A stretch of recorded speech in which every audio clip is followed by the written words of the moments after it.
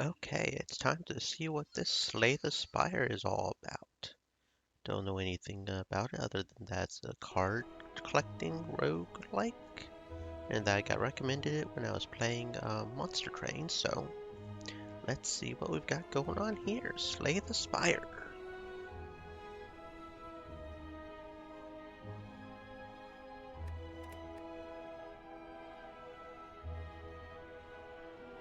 Oh, it looks like there's a new daily challenge thingy. Okay. Complete with other players for highest score, and you can do a custom game mode too. But this is our first time, and probably we have to complete standard to even unlock those or something, so let's go kill a Spire. We have different characters we can unlock too. Okay. Excuse me.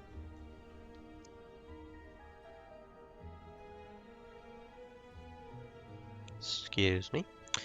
This character is unlocked by completing a single run. Okay. Is unlocked by completing a run with a silent, which I'm guessing is this guy.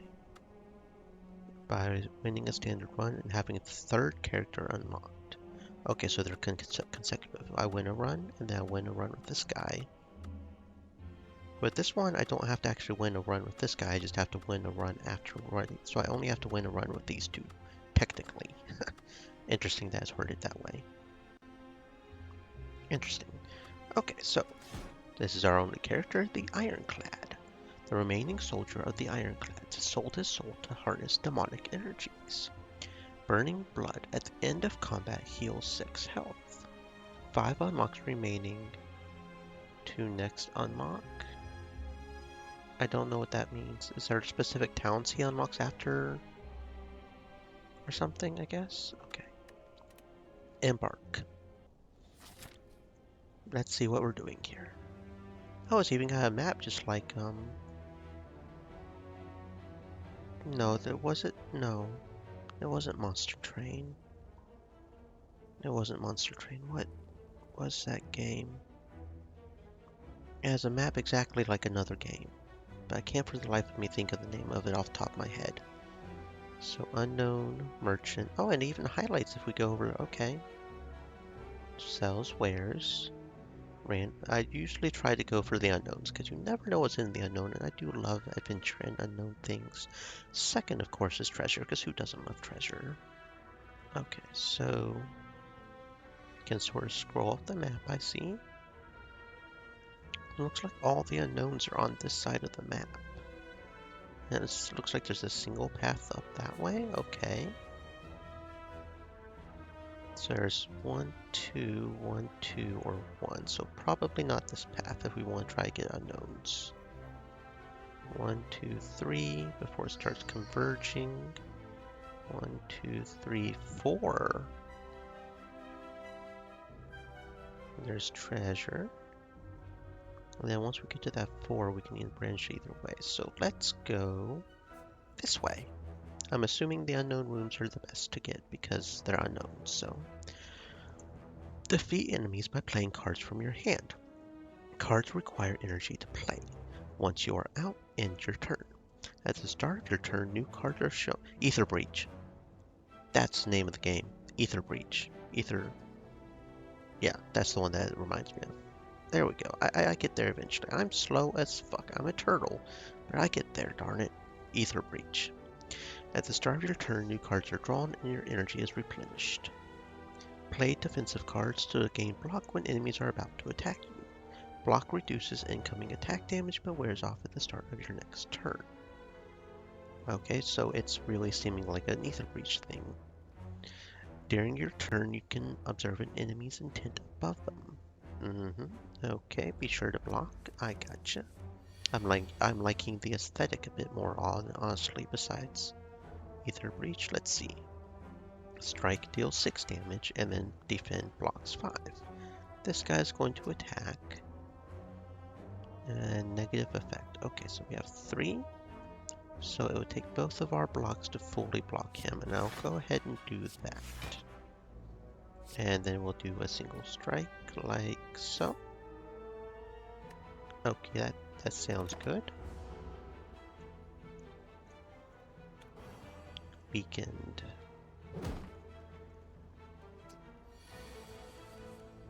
Deals 25% less damage. Okay. Now you're doing 3 attack. I probably should have attacked you first. You only have 12 health. Spike Slime. Bash. 6 damage, 2 vulnerable. Takes 50% more damage. Okay. So let's do a defend to defend against that guy.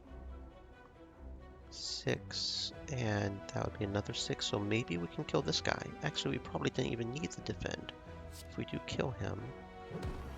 Because that would be oh wait, we don't have enough. Okay, no, never mind. But one more attack and he should die, so that's good. Lick. You licked me, ew. Horny Hammer for you. There are no cards to draw, your discard pile shuffled into your deck. Okie dokie. Less block from Kurt. Okay. We are thrown off by the fact that they licked us. So, strike. Bash. And we're good.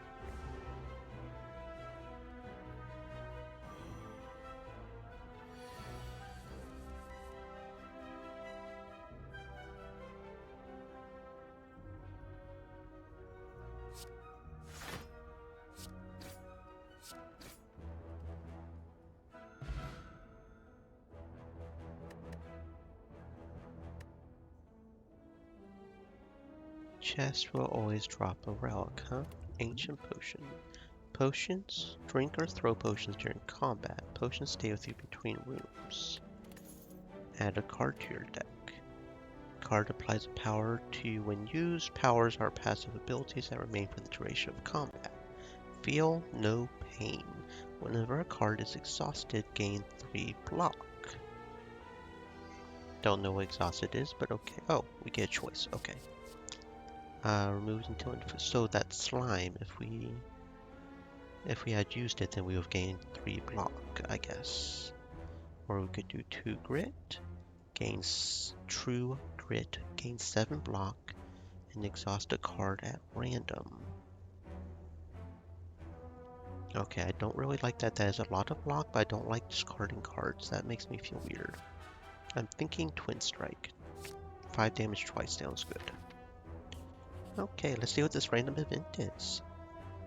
Among the stone and boulders, you notice an intricate large blue statue resembling a wing. You find gold spilling from its cracks. Maybe there is more inside. There's something specific we can do if we have a card that has 10 or more damage. Or we can pray and remove a card from your deck and lose 7 health. I'm assuming that's if we want to remove a card from our deck, because sometimes there are cards we don't want.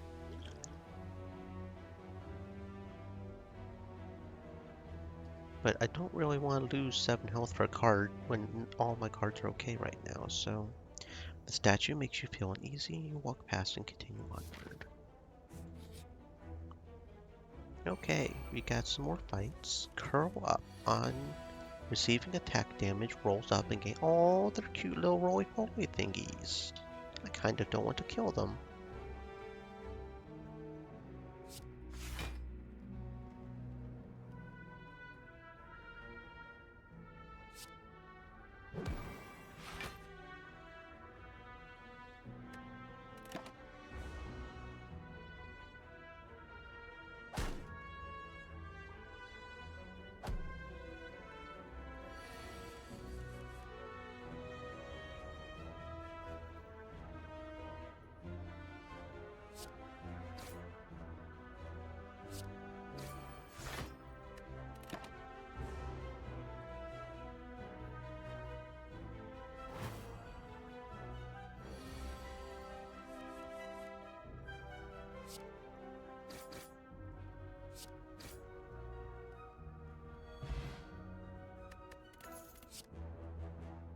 Okay, what have we got now? Uppercut, deal 13 damage, apply a weak and a vulnerable, deal less attack, and take more attack.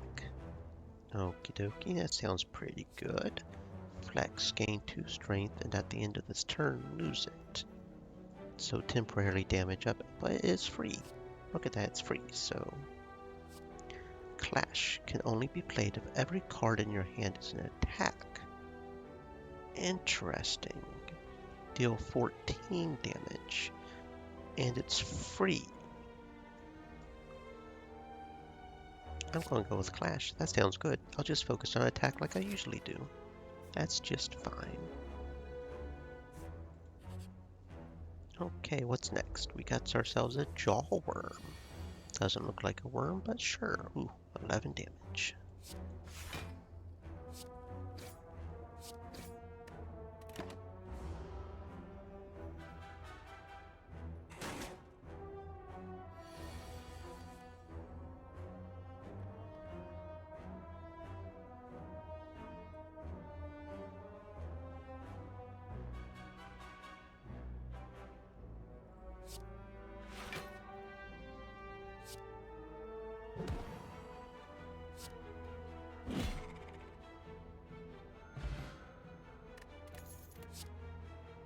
Okay, seems pretty easy so far. Another Twin Strike Armaments. Gain 5 block. Upgrade a card in your hand for the rest of combat. So a temporary, so there are upgrade cards in here, okay. Deal 12 damage and apply 2 weak. So our options are essentially 5 damage twice, which would be good. Doing it twice if they both get upgraded, I guess. Or weaken them for... So that's kind of like 2 more damage and 2 weak for an extra cost. Pretty much. I'll go ahead and go clothesline.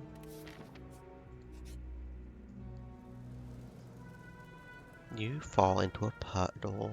It's made of slime goop. Frantically, you claw yourself out over several minutes as you feel the goop starting to burn.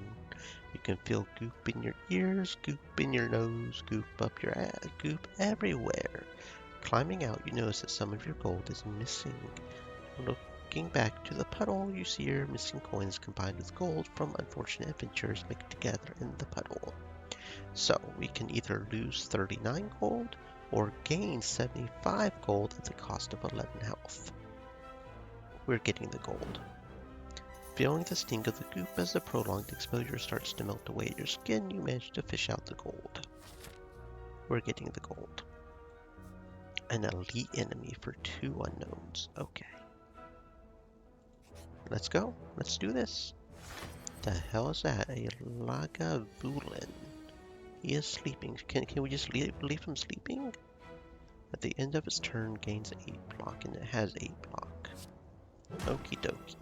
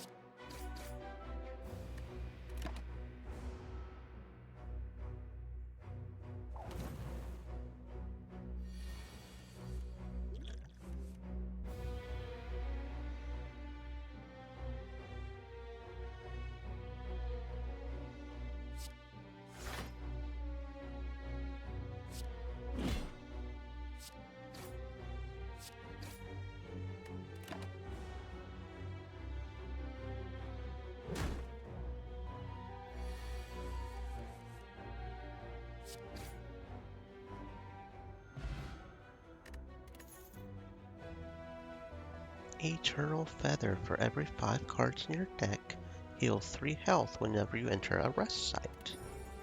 Relics found throughout the Spire grant unique bonuses and remain throughout your run. They can be found by defeating powerful foes or within chests. Dropkick. Deal 5 damage. If the enemy has vulnerable, gain energy and draw a card. Oh, that could work well with our other card. That would essentially be a free 5 damage. And a card draw. Sword Boomerang. Deal 3 damage to a random enemy 3 times.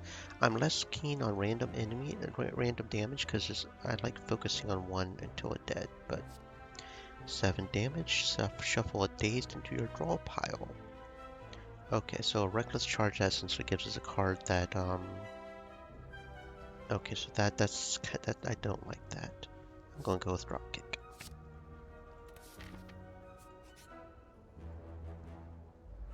Oh, it's a random battle. I thought it was a random encounter, but no, it's a battle. A negative effect and attack for 7 damage. Okay.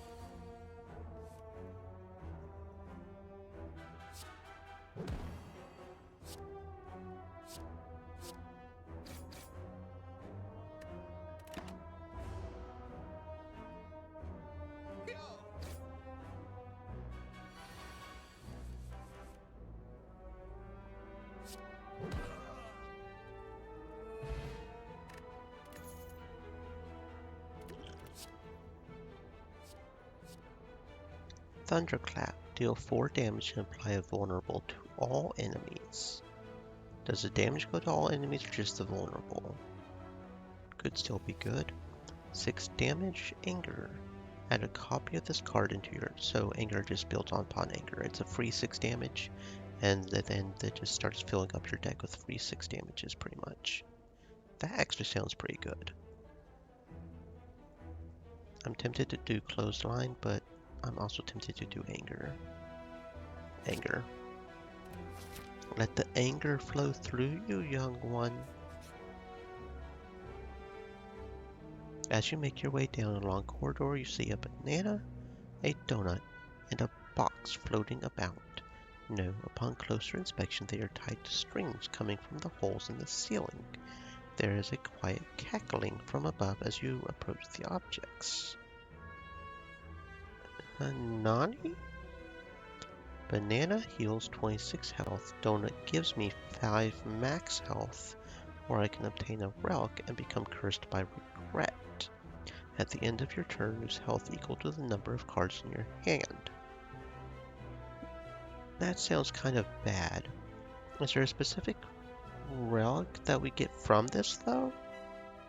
I'm curious what relic we get. I'm probably going to have regret. I am going to have regret. But curiosity kills the adventurer. You grab the box. Inside you find a relic. However, you really crave the donut. You are filled with sadness, but mostly regret. Every time you play 3 attacks in a single turn, gain 1 strength. Okay. I wonder if it's unique, or like if it's just a random roll for a certain amount of stats, or like what? I don't know. Okay, it looks like there are 2 unknowns on this path over here, so we'll go over on this path here. And we'll go here. Ornamental Fan. Every time you play 3 attacks in a single turn, gain 4 block. Oh, that is interesting. So now when I play 3 attacks in a single turn, I get 4 block and a strength. Thanks to my Shuriken Fan. Looking like that one character from Naruto, from the Sand Village. Got that giant fan with her. Okay, Looter. Looter steals 15 gold whenever it attacks. Oh. Ew.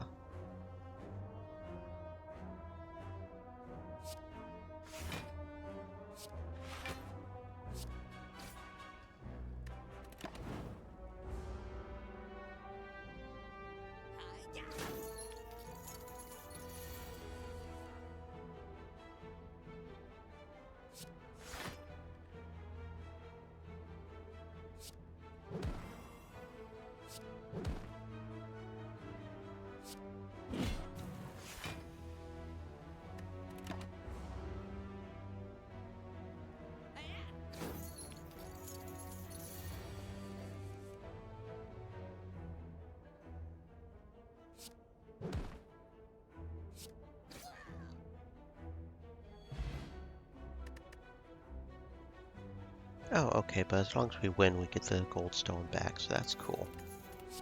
Headbutt. 9 damage, yeah, okay, I don't want headbutt.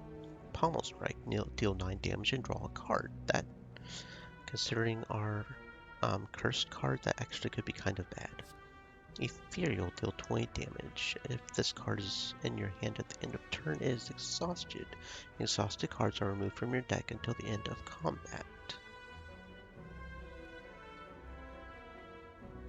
If this card is in your hand at the end of turn. So we kind of have to make sure to use Carnage or we'll lose Carnage. As long as we use it, it won't be exhausted. Is that what I'm Am I understanding it right? It's only exhausted at the end of turn if it's in your hand. Hmm. Carnage.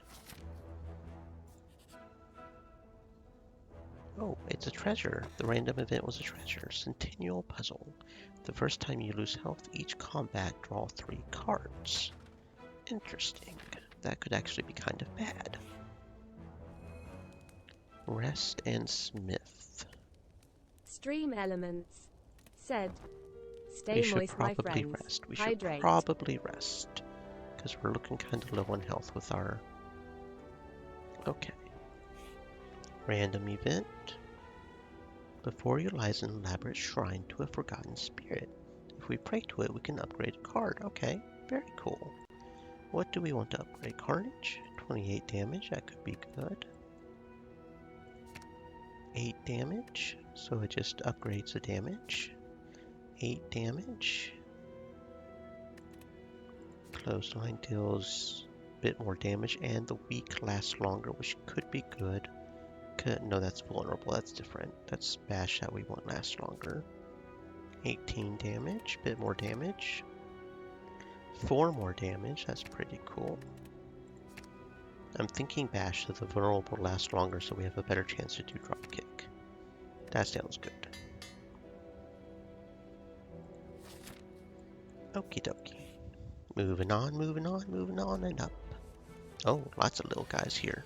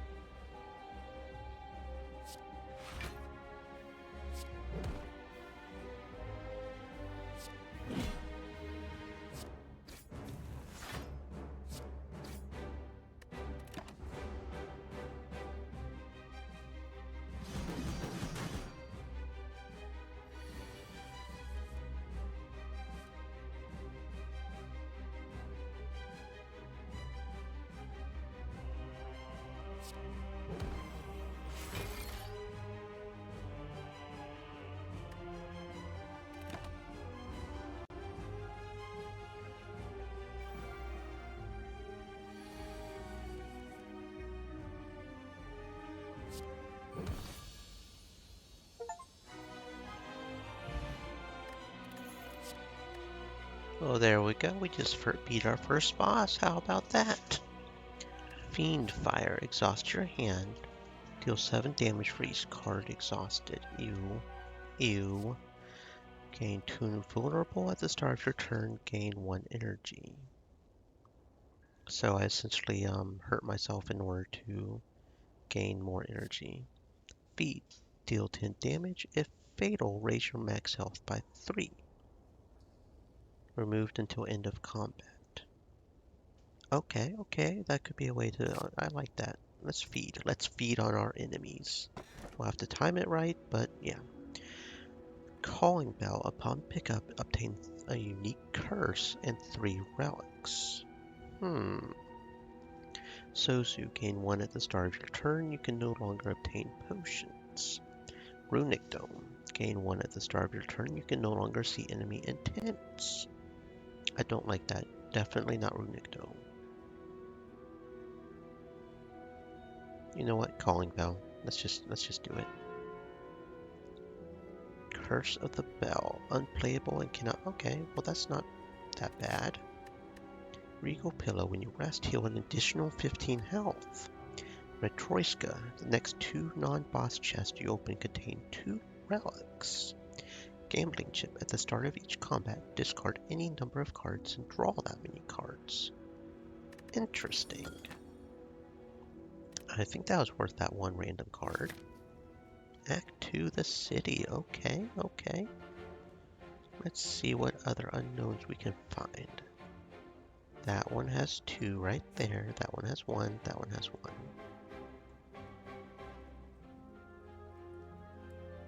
Okay, so we could go there and do 2 and then 3. And then 4, 5, 6. That seems like the best option. Multiple ways to get 6 that way. Yeah, that sounds like the plan. So we'll go here.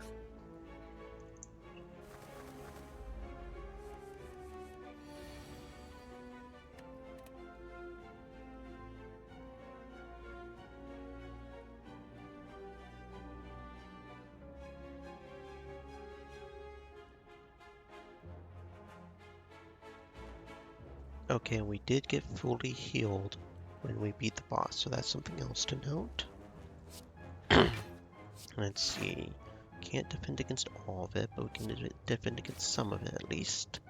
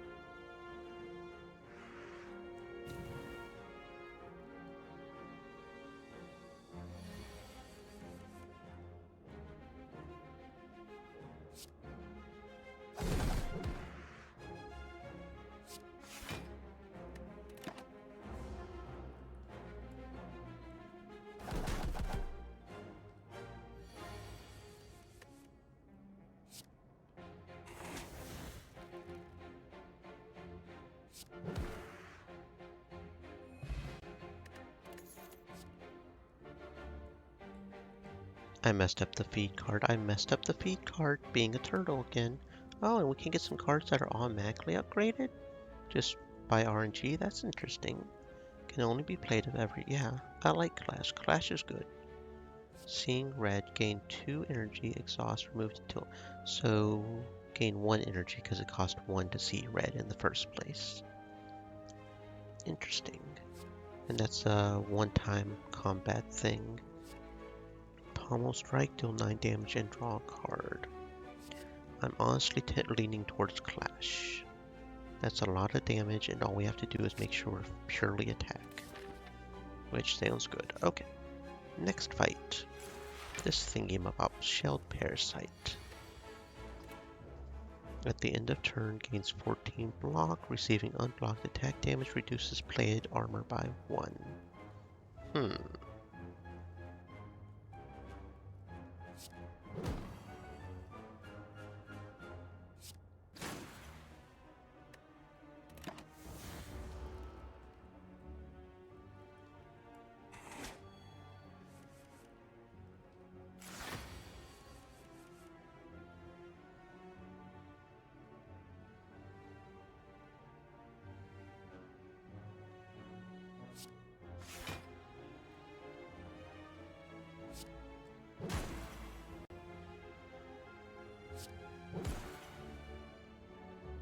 Although Curse of the Bell is also, so that also throws off Clash. Now I have 2 cards that actually do throw off Clash, don't I?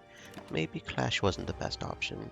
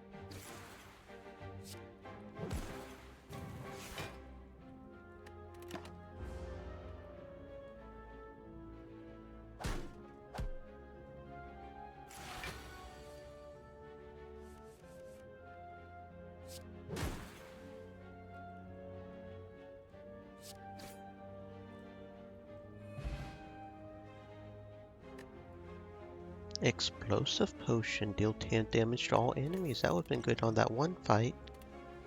Dropkick plus, Thunderclap plus, Clash. Now that I have 2 curse cards, Clash is probably not the best choice. Dropkick sounds good though. Let's see what random event we get. It's a random battle. Okie dokie. Snecko. Snecko.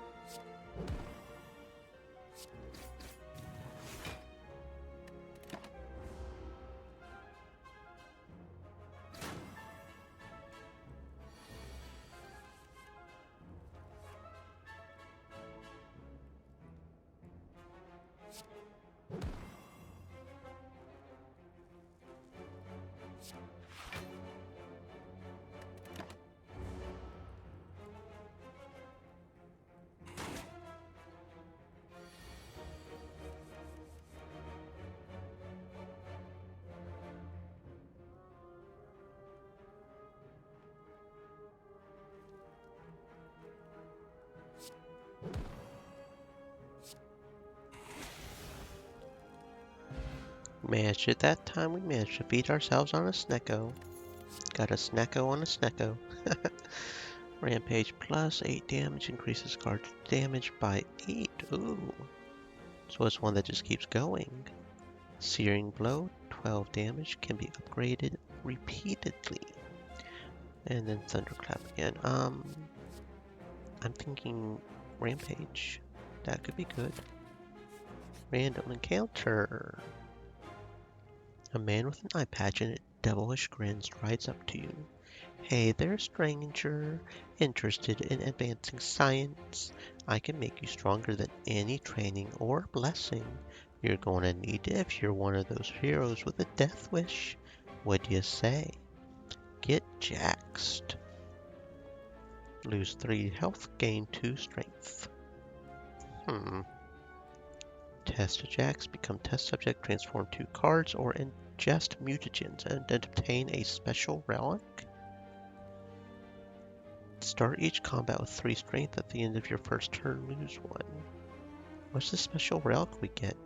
Marvelous. You quaff the mysterious substance. Immediately you are invigorated and feel your muscle fibers twitch. Mutagenic strength. Okie dokie. Hopefully that won't come back to bite us in the butt later on, but yeah. Let's see, we wanted to go, yeah, that way, right? Yeah, that way. So we'll go here.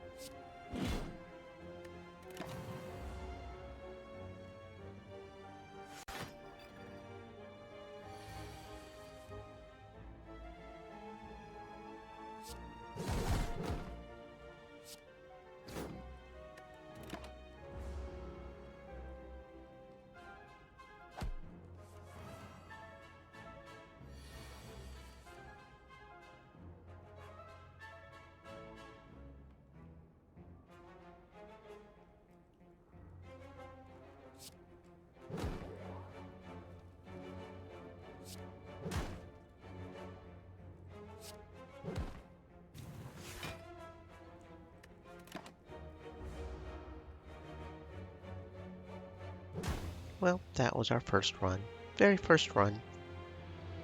And we got past the first boss at least, so I feel like we did not too bad. Okie dokie. Okay, so that must be experience, and that must be how many unlocks are remaining on the character, period. Interesting. So we get points for floors climbed, enemies slain, Exordium elites killed, City elites killed. So we get points for... Okay. Oh, and we have a new character, so we just do it even if we didn't win the run, I guess? I thought we had to win the run, not just complete the run, but okay. Okie dokie, okie dokie. Compendium. Ooh, there's a compendium. Card library, relic collection. We can see all the relics. Starters. Characters start with these relics. And then these are weak relics that are found commonly, like the Regal Pillow and Centennial Puzzle. And there's some stuff that we haven't even unlocked yet. So do these come here even if we've seen them but didn't get them? Probably. Uncommon, rare, and boss relics. Event relics can only be contained through events like the mutagen, which can only be oh, so there's some that's only through the merchant as well. Okay. Numerous potions. Okie dokie. And it already shows us those, I guess. Okay, I wonder if it shows in the thing if we've seen one or not before. We probably have to actually obtain the card to show it in the card library, right? Or do we just have to encounter it? Let's see, is there one that I know that... Yeah, okay, we just have to encounter it, because I never got the thunderclap, so we just have to encounter it. That's good. Okay, okay. Play. And now we've got daily climb unlocked. Play a daily climb game to unlock the custom mode. Okay. So what is this silent guy we just unlocked? A deadly hunt girl, sorry, apparently is a female. A deadly huntress from the Foglands. Eradicates foes with daggers and poisons. Ring of the Snake. At the start of each combat, draw 2 additional cards. So she has 10 less health. It's not that bad. This guy has healing though, so I kind of like that. Part of me wants to kind of keep going with the same character until I get all the unlocks. That sounds good. We'll just do that. We'll do that. Let's see what unlocks we do. Oh. Who the hells are you? I am the owl. Okay, take 24 damage and gain 250 gold. Obtain a random boss relic. Random common relic, please. Meal ticket. Whenever you enter a shop, heal 15 health. Okay, cool. So let's go this way. That has an extra fight, but that should be fine.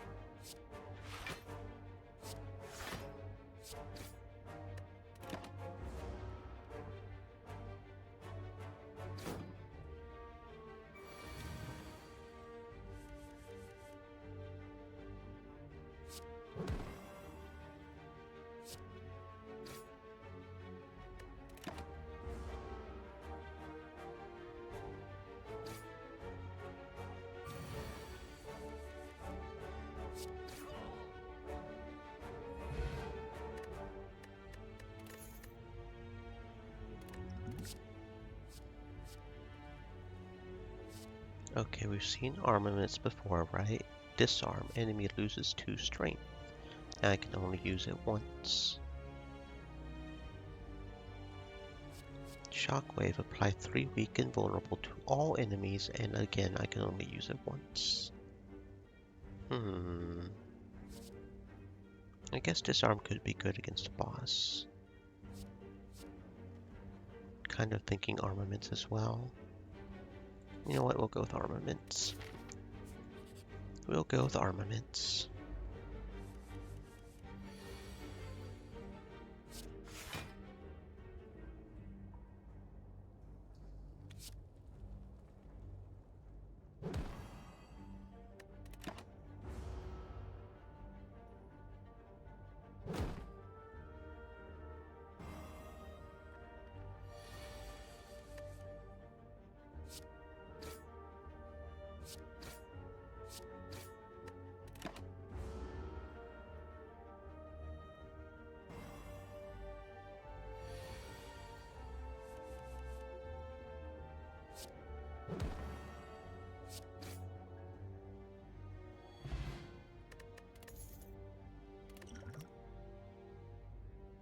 Flame barrier, gain 12 block. Whenever you are attacked, deal 4 damage back. Oh, that sounds nice. Ghostly armor, ethereal. Gain 10 block. So it's a block that we pretty much have to use if we want to use it. Honestly, I'm more leaning towards flame barrier. That's 2 more block and we get retaliation. And it's fire, because, you know, fire. Although anger is also kind of nice. Flame barrier. Praise the flames. What's our random encounter? A fight. Okay.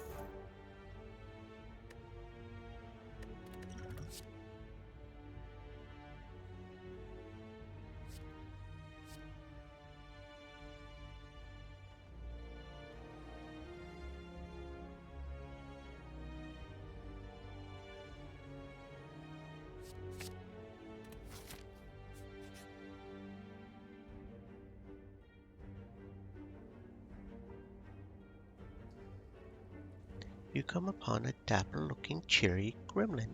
It's time to spin the wheel. Are you ready? Of course you are. Okay. So I just spin the wheel. It's RNG as to what I get, I guess. I'm guessing that's a heal up, that's treasure, that's money. Oh, and that's losing health. You lose. Prize? You slash at the crazy gremlin, but he's simply too quick. He gets you a few times with a crude shiv. The price has been paid, and with that, both the gremlin and its wheel disappear in a puff of smoke. Ass. Okay, let's go over here.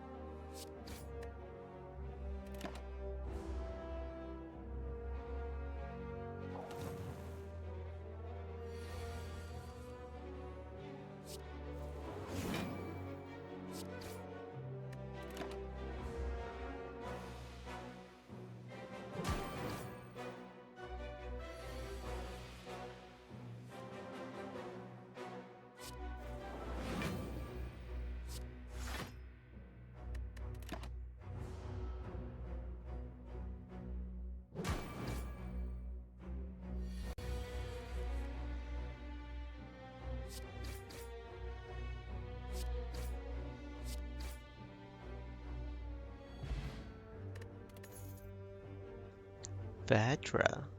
I can have a Vadra. Start each combat with 1 strength. Cool. In Tropic Brew, fill all your empty potion slots with random potions. I guess I probably should have used these potions. Okay, so I didn't. Oh, come on. I was hoping if I had. Fine. Oh, wait, no, I can drink it? Okay. 3 vulnerable. Choose 1 of 3 random power cards to add to your hand. They cost 0. Upgrade all cards in your hand for the rest of combat. Anger, Clasher, Shockwave. 3 weak and vulnerable. I'm going with Anger. Okay, random event. And it's a random fight with a acid slime. A very big acid slime.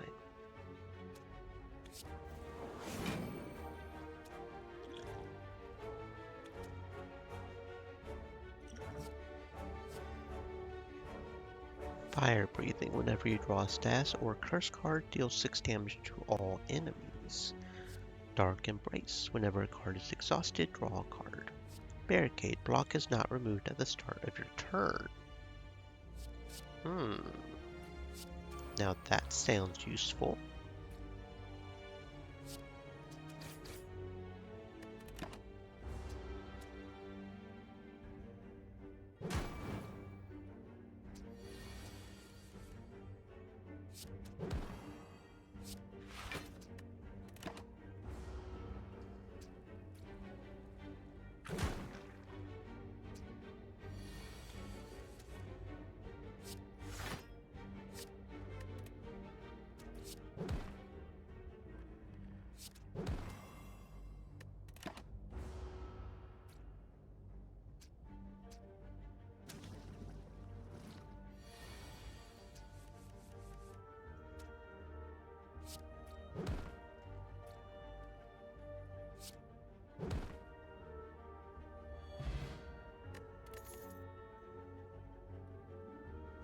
Bloodletting. Lose 3 health for 2 energy. That's interesting. I could see that being useful. Iron Wave. Gain 5 block and deal 5 damage. I like that even more. It's both damage and block. Very good. Why attack or block when you can just do both? Or a Chalcum. If you end your turn without block, gain 6. Oh, very good. So we don't even have to worry about block now because we can automatically get 6 if necessary. A strange blue humanoid with a golden helm approaches you with a huge smile. Hello, friend. I am Cleric. Are you interested in my services? Yeah, actually I think I am. A warm golden light envelops your body and dissipates. The creature grins. Cleric, best healer. Have a good... Thank you, my friend. Oh, that was nice. You enter a corridor full of hypnotizing colored mushrooms. Due to your lack of specialization in mycology, you are unable to identify the specimens. So if we were that other character who's good at poison, would we know? You want to escape but feel oddly compelled to eat a mushroom. Stomp, which angers the mushrooms. Or heal 20 and become cursed. Parasite. If transformed or removed from your deck, lose 3 max health. You know what? We're going to try anger the mushrooms. Rodents infested by the mushrooms appear out of nowhere. Well, that's just fine. We can handle some fungi beast.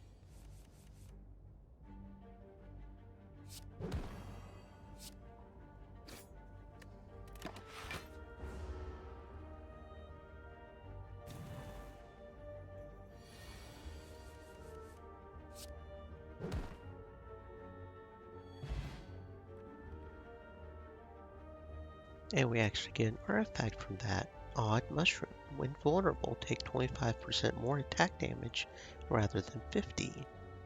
Also, vulnerable loses its effect, at least halfway.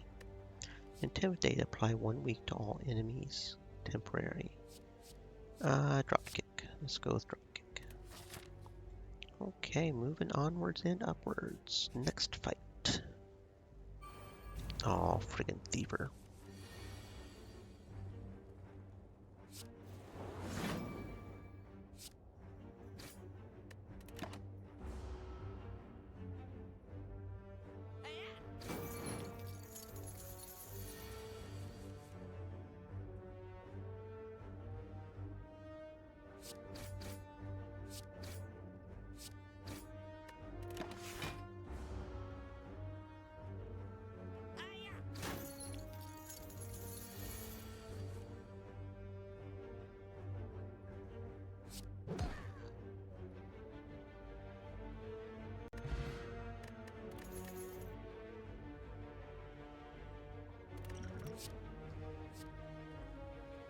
Combust. At the end of your turn, lose 1 health and deal 5 damage to all enemies.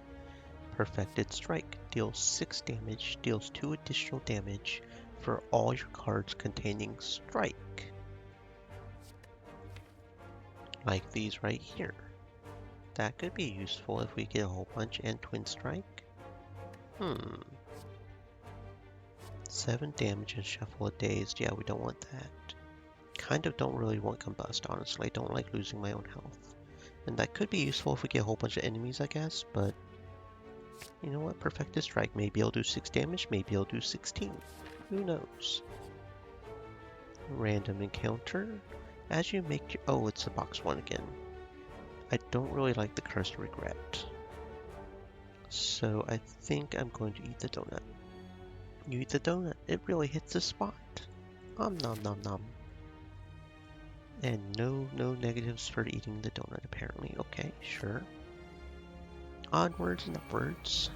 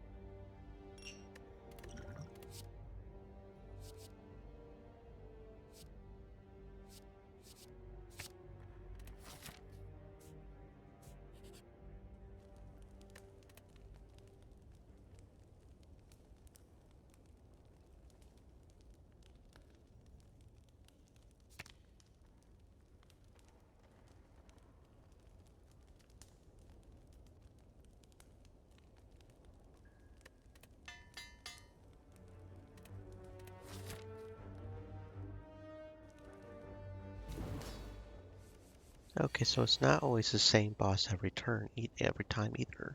This time we're fighting a Hexaghost. The enemy's intentions are unknown. That doesn't feel good, but okay.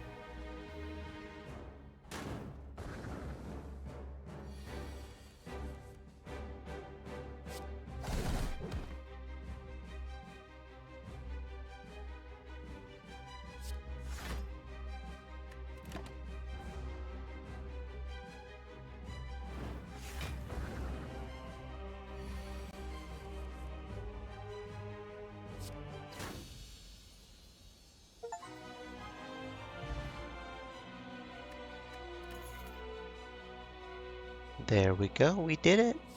Offering, lose 6 health, gain 2 energy, draw 3 cards.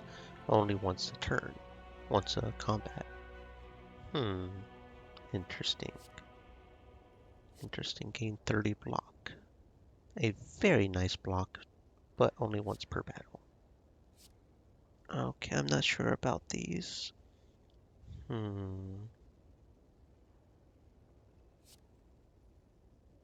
I think I will do offering, that sounds fine. Well enough compared to the others anyway. Empty cage. Upon pickup, remove 2 cards from your deck. Runic Dome. Busted Crown. Gain 1 at the start of your turn. Future card rewards have 2 less cards, so we're pretty much forced to choose a card. I like that even less. I don't really like any of these. I don't have any cards I want to remove from my deck, I don't think. I'm pretty happy with most of my cards. Except maybe offering. Maybe. I don't really like Runic Dome because well, okay.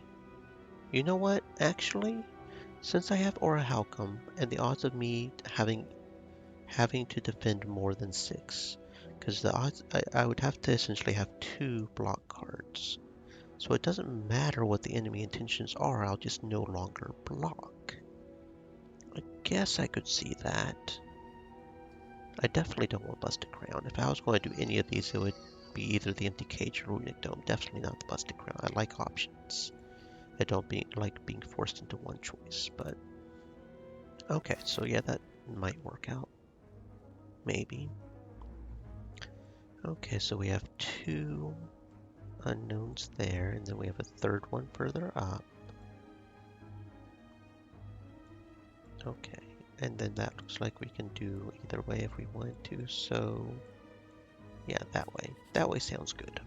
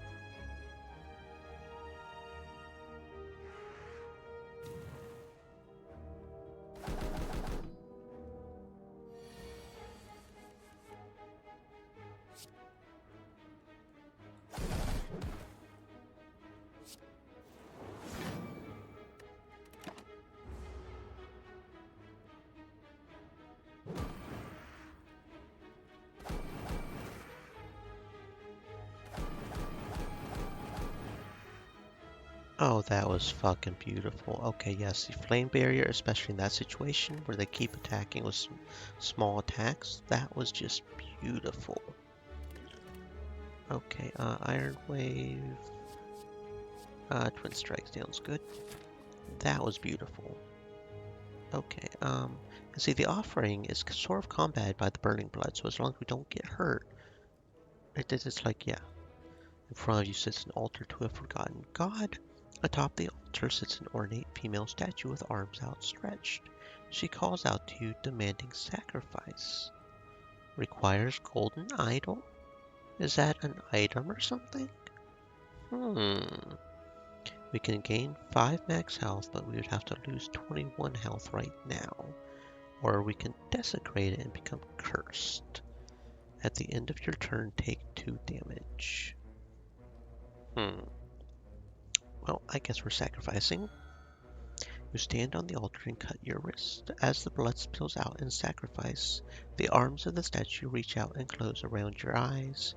Everything goes dark. You wake up a short time later feeling a new potential surging through you. Not sure if that was worth it, but it happened, so that's a thing.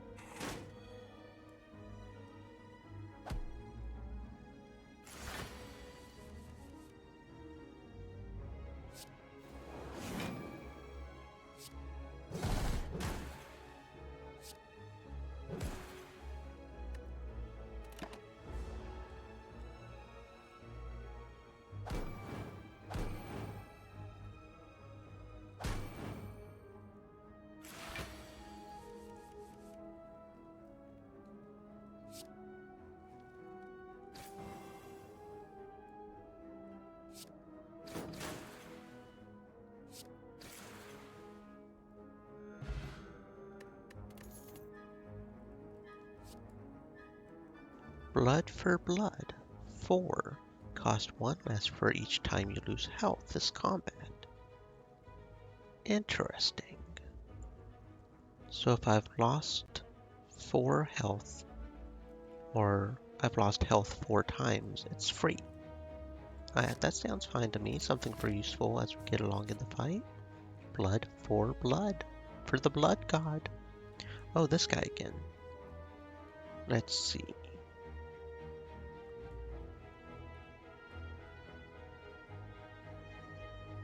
I kind of want to do the special subject again. I mean, as far as I can tell, that doesn't do anything bad. We just start each combat with 3 strength. I mean, that sounds good to me. Okay, let's see. We want to go over here, right? Because that branch has 2 there. So that would be 3 unknowns. Yeah, that sounds good. That one also has 3 unknowns. 1, 2, 3. What's the difference between the 2? This one has treasure, this one has a rest. That one has a merchant, ones have never. Okay, so yeah, we'll go up there. Rest first. Go ahead and heal, because we definitely need it thanks to that blood offering. And then,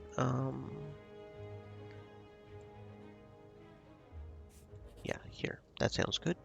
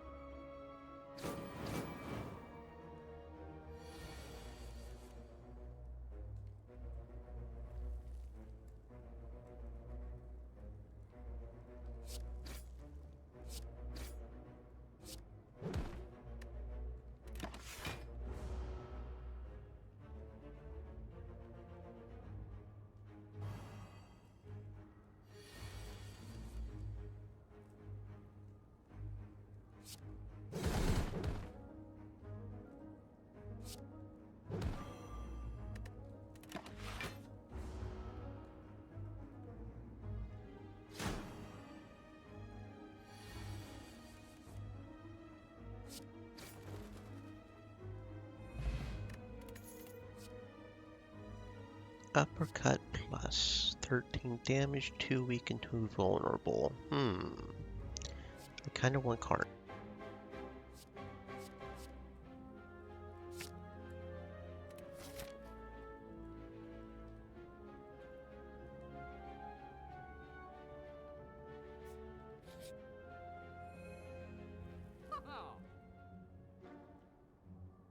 Alright, time to visit our first merchant. Hello there. Welcome, welcome. Card removal service. Remove a card from your deck. The cost of this service increases by 25. And then you've got some cards we could buy. Rampage, which has more damage as you keep playing it. 8 damage at first and 13, so on. Perfected Strike, Armaments. Add a random attack card into your hand. That could be really good or really bad, depending on what card we get. It's only once per turn. At the end of your turn, gain 3 block. Forethought, put a card from your hand to the bottom of your draw pile.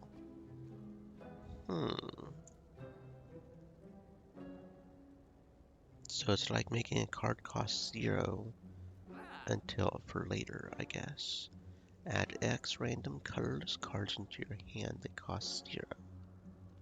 So you get random cards depending on how many you put into this, and then they cost 0. That's an interesting card.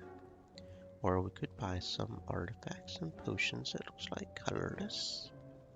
Choose a random card to add to your hand. Gain plated armor, energy.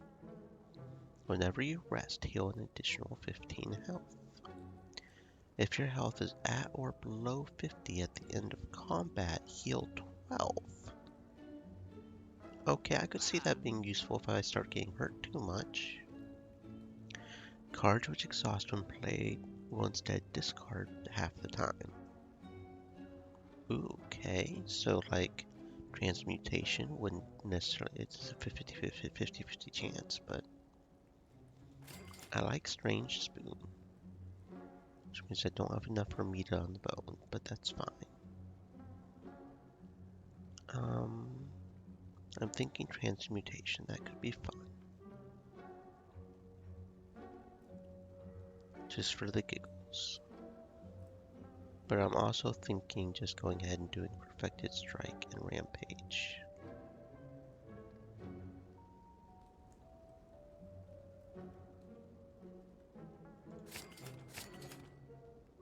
Okay. Don't really want Forethought, that could be a bit difficult. You know what, we'll get Infernal Blade too. That's fine.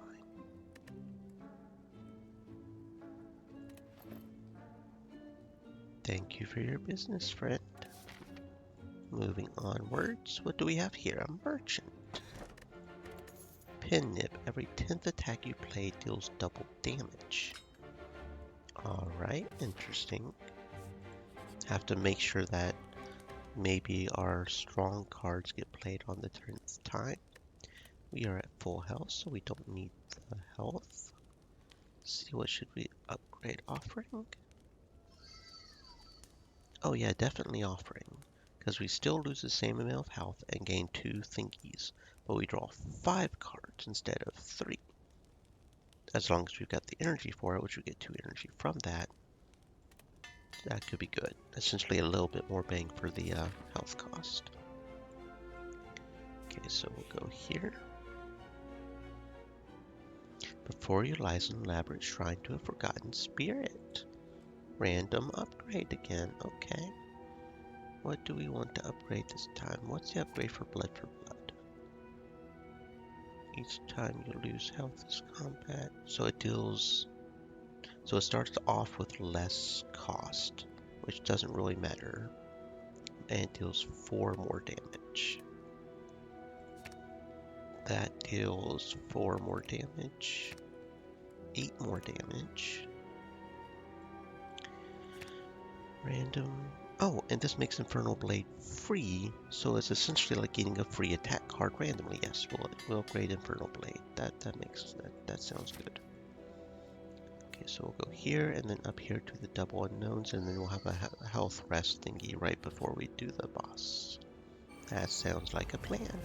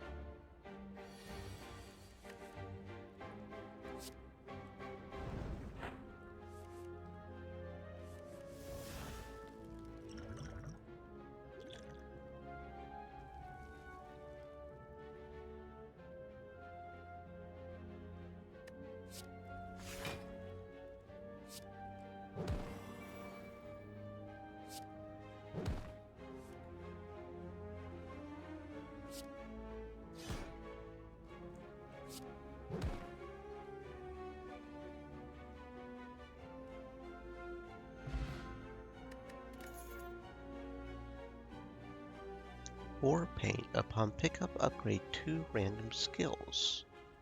Okie dokie. I upgraded 2 of my defense. Explosive Potion, deal 10 damage to everybody. Searing Blow, Bludgeon. That's kind of expensive, but it does a fuck ton of damage. I'm leaning towards Bludgeon. Okay, okay. Oh, and it's just a fight. Okay, I see. Centurion and Mystic.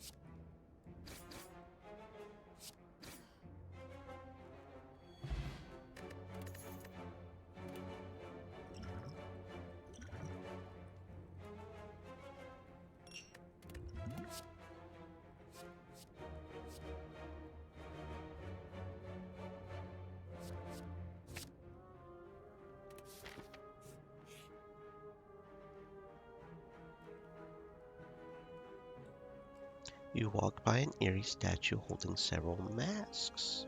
Something behind you softly whispers, "Stop." You swerve around to face the statue is now facing you. On closer inspection, it's not a statue, but a statuesque gaunt man. Is he even breathing? Face? Let me touch. Maybe trade.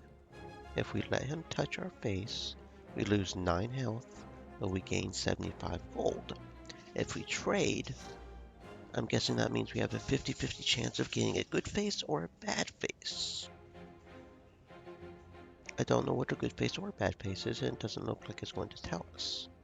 So do we gamble and have a 50-50 chance of something good or something bad? Or do we just lose 9 health for some gold? I'm a gambler, and I'm kind of curious what a good face is.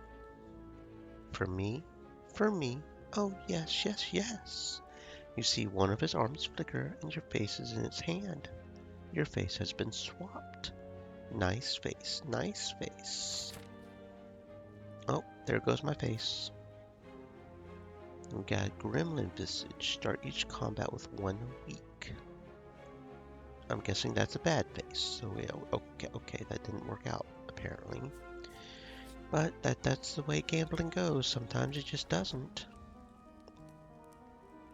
Let's make sure to rest and see the boss. Let's fight the boss.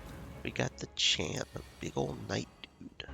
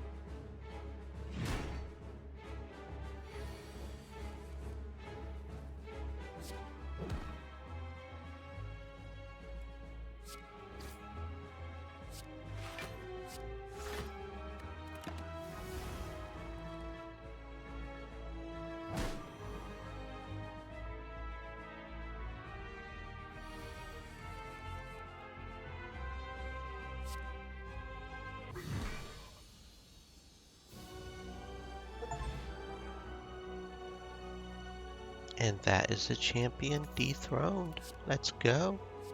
Brutality at the start of your turn. Lose a health and draw a card. Interesting. Extra card at the cost of 1 health. Exhaust your hand, deal 7 damage for each card exhausted. Yeah, see, I just don't like that. Although, considering we have the Strange Spoon, in which we have a 50-50 chance of the cards not being exhausted, would that actually count? Would I'm assuming it would still count because it's 7 for each card exhausted, but if it isn't actually exhausted, does it still count? Gain 2 vulnerable at the start of your turn, gain an extra energy. Honestly, I kinda don't like any of these. This will make me take 50 more attack for the next 2 turns for 1 more energy. This is 1 health for a card, so I guess this is the least offensive one, but... Okay, Relic. Elites drop an additional Relic when defeated. Ooh. So that would mean that we would have to start focusing on Elites if we got that. Mark of Pain, gain 1 at the start of your turn. At the start of combat, shuffle 2 wounds into your draw pile. So that's like 2 curses, I guess. It's like we have 2 curses, but we have an extra energy each turn. Tiny House, upon pickup, obtain a potion. Gain 50 gold. Raise your max health by 5, obtain a card, and upgrade a random card. 1 potion, although I was kind of stupid there. I probably should have used the potions. I probably should have especially used the speed potion, but raise max health by 5, obtain a card, upgrade a card. I'm kind of leaning towards Black Star, and we'll just start focusing on elites. I think that's what we'll do. We'll just focus on elites. That's fine. We're about to start fighting a lot more. I wonder how many acts there are. We've gotten the furthest we've ever gotten so far, so that's pretty cool. Let's see, elites are the ones with the horns, right? Okay, so we see 1 there, and 1 there. So it doesn't look like there is a path with 2. Not really. All of them kind of lead up to here, so... Looks like the most we'll get is 2. 1 down here and then 1 up there somewhere. So if that's the case, which path would be best? Also taking into account the unknowns. Get 2 if we go up this way. We also get 2 if we go this way. Looks like the max we'll get is 2. We could get 3 if we get over here, but that's the one path that doesn't have an elite. And we want to do an elite. So yeah, that path looks like it has 3, but not an elite. We would have to skip the elite to get this one. Either if we went up there or there. So what we will do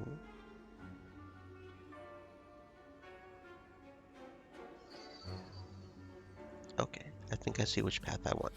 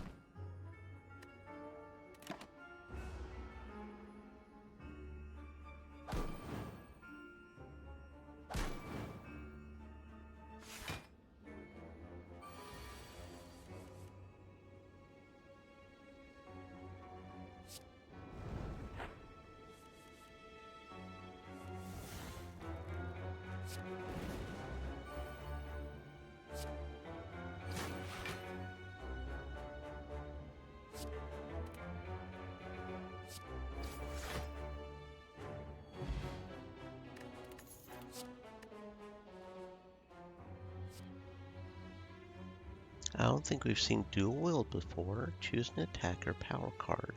Add a copy into your hand. Oh, that could be useful. Cleave, 11 damage to all enemies. If there's only one enemy, there's only 11 damage, but I'm kind of leaning towards Perfected Strike though, because that can get really up there if we have a whole bunch of strikes in our hand. Okay, right here. And it's a fight. Okay. Pulsar, Exploder, and Spiker.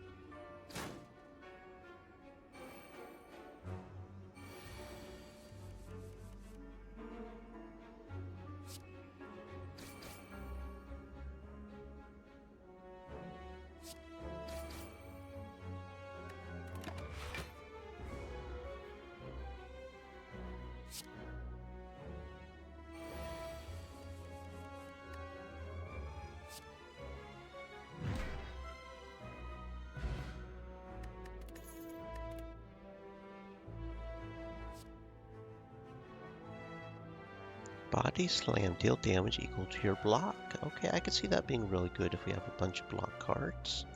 That could be really good. Lose 2 health for 15 damage.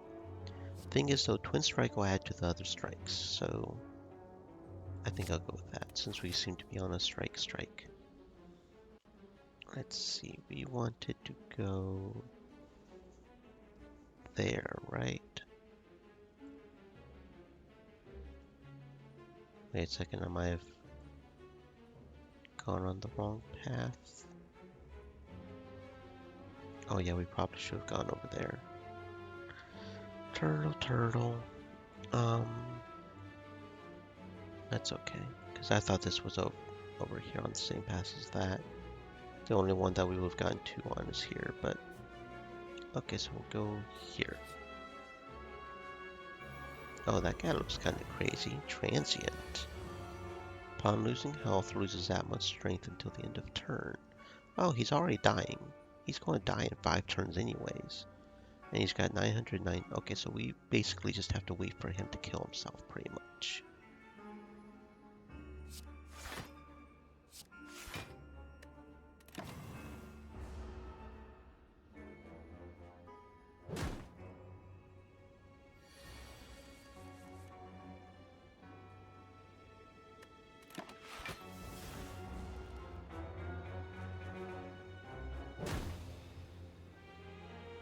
Well, that's easier said than done, especially when you have a deck that is mostly offense and not really focused on defense.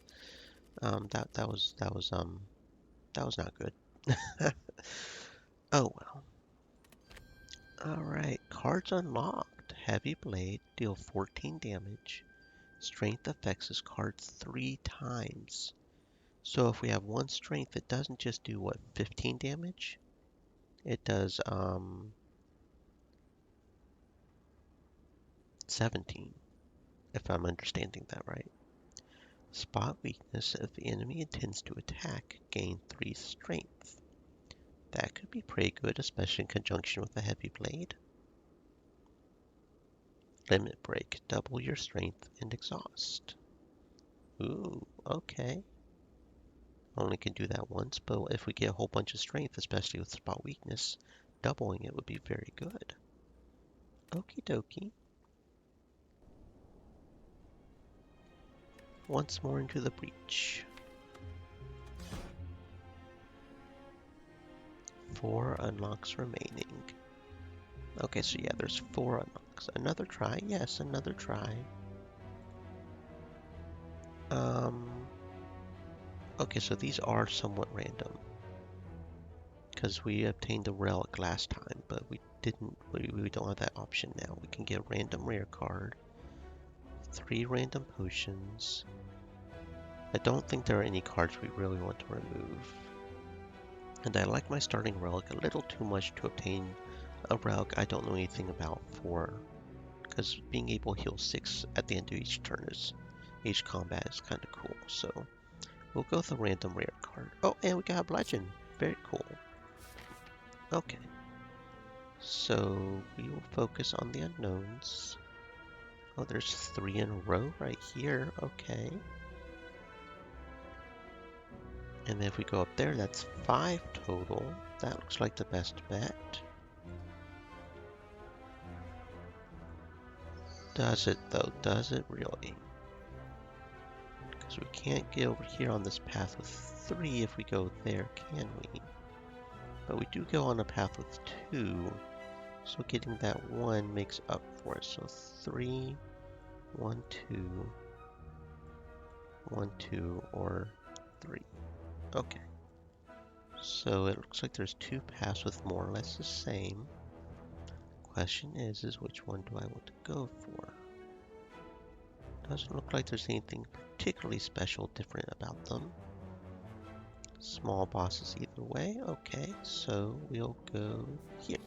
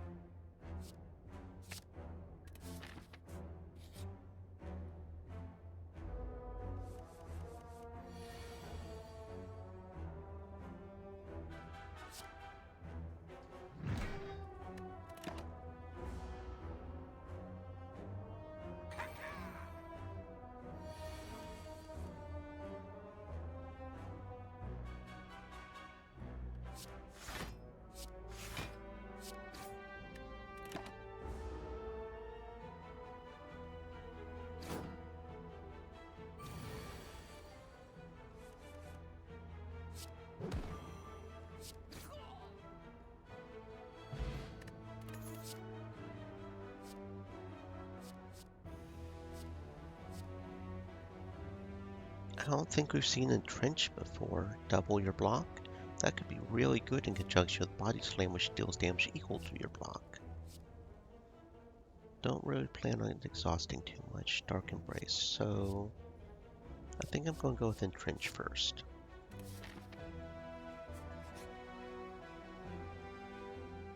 From the darkness, an arm pulls you into a small shop. As your eyes adjust, you see a pale woman in sharp clothes, gesturing towards a wall of potions. Buy a potion now. I already have 1 potion, so buying 3 would be kind of silly. Choose 1 of 3 random power cards. Yeah, so you know what? Sure, we'll buy some potions. Discard any number of cards to draw that many.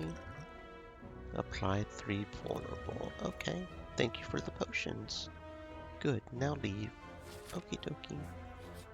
Thank you for the potions.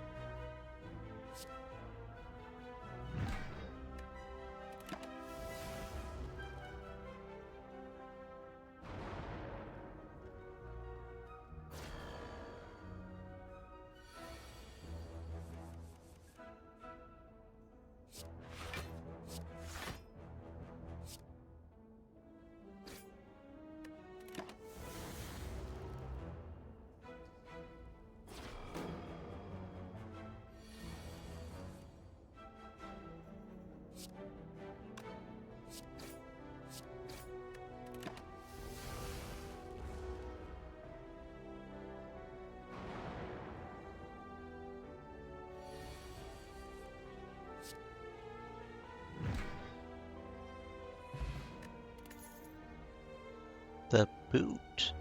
Whenever you would deal 4 or less unblocked attack damage, increase it to 5. So basically, any weak cards essentially get upgraded automatically to a certain amount of damage. Which could be really good if we have a card that does multiple weak strikes that essentially is upgraded to. That could be really good. I'm going to discard the Gambler's Brew. I don't really like the Gambler's Brew. I'll take that. Carnage is good. Deal 9 damage. Yeah, Carnage. Okie dokie. Unknown, unknown. Oh, it's a dapper looking cheery fellow. What will we get this time? So this one does damage. I'm guessing this one is a card removal. This one's money, this one's treasure, this one's property health. And I don't know what this one is. Maybe it's a portal to a fight or something? Maybe that's one we need to look for? Probably card removal. Power of Darkness, yeah. We have to remove a card from our deck, even if we don't necessarily want to remove a card from our deck, honestly. I guess I'll remove armaments, I guess.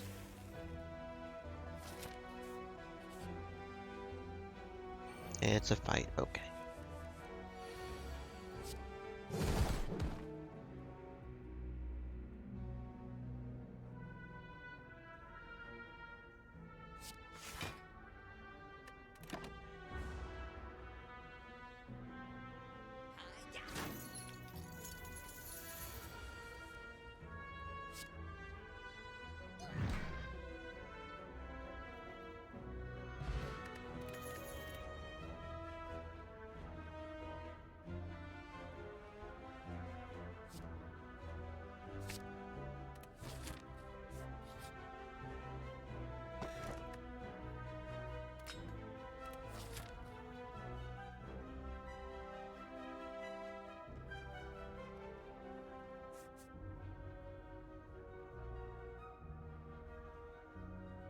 Actually, hold up, I just noticed something. We can actually still get those two if we go here and then up here, can't we? Oh, okay, yeah, I didn't notice that a second ago, yeah. So that's what we'll do, we'll go up that way. Sometimes finding the correct path is a bit hard. A shimmering mass of light encompassing the center of the room. Its warm glow and enchanting patterns invite you in. We lose 16 health, but we get to upgrade 2 random cards. It's random, so it's maybe not the cards I would necessarily prefer to upgrade, but still 2 upgrades. Carnage and Entrance. Okay. As you walk through the light, you notice that the light is absorbed into you. It's scorching hot. However, the pain quickly recedes. You feel invigorated as though you received a well-deserved slap. And we do love it when mommy slap. I mean, what? Ooh. And the best thing is, right after that, we get a health. We get our health essentially back. Well, not quite all the way, but yeah. We do sort of lose an upgrade since we didn't upgrade at the bonfire, but that's like, you know, a free upgrade either way. Slaver.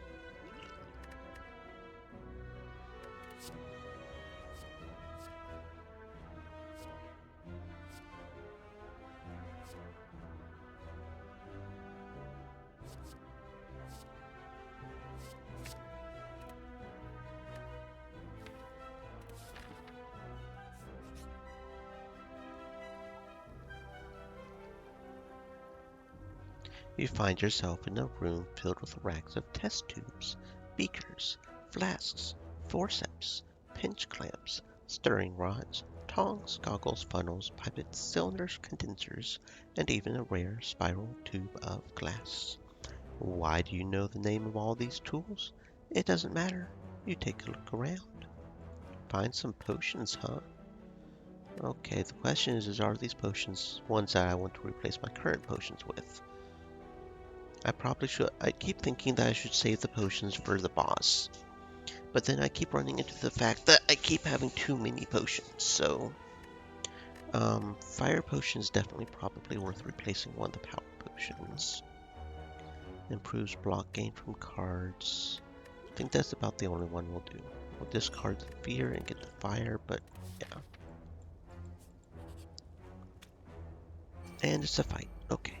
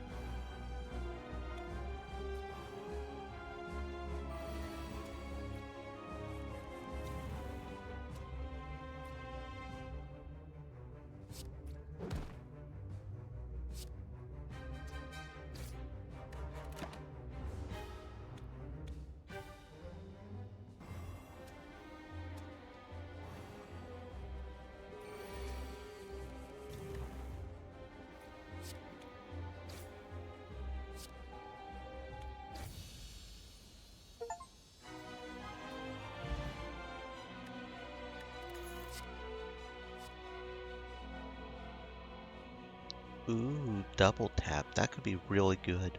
If we do it on bludgeon, double tap bludgeon, that could be really, really good. Only problem is I don't think we have enough base energy to do that right now, so we need something that ups our energy count, but unique curse and 3 relics, replaces burning blood at the end of combat, heal 12 health. Oh, our burning blood gets an upgrade, black blood? Whenever you lose health, draw a card. I'm immediately kind of thinking black blood. Of course, that means if a single person decides to off us, that doesn't do much if we run across a stupid strong enemy, but black blood, that seems pretty good. Now we can get a lot more hurt and not care. Okay, so what are the unknowns? We have 2 here, 2 there. We have 2 up there, so we could get 3 if we go that way. Those are on separate paths, so we probably do 2 and then 3. Oh, and there's a whole bunch up here. So that would be, those are on separate paths, so this would be 2. Okay, so probably over here. Yeah, here, and just follow this edge up until here, and then we go over. That'll probably get us the most. Okay.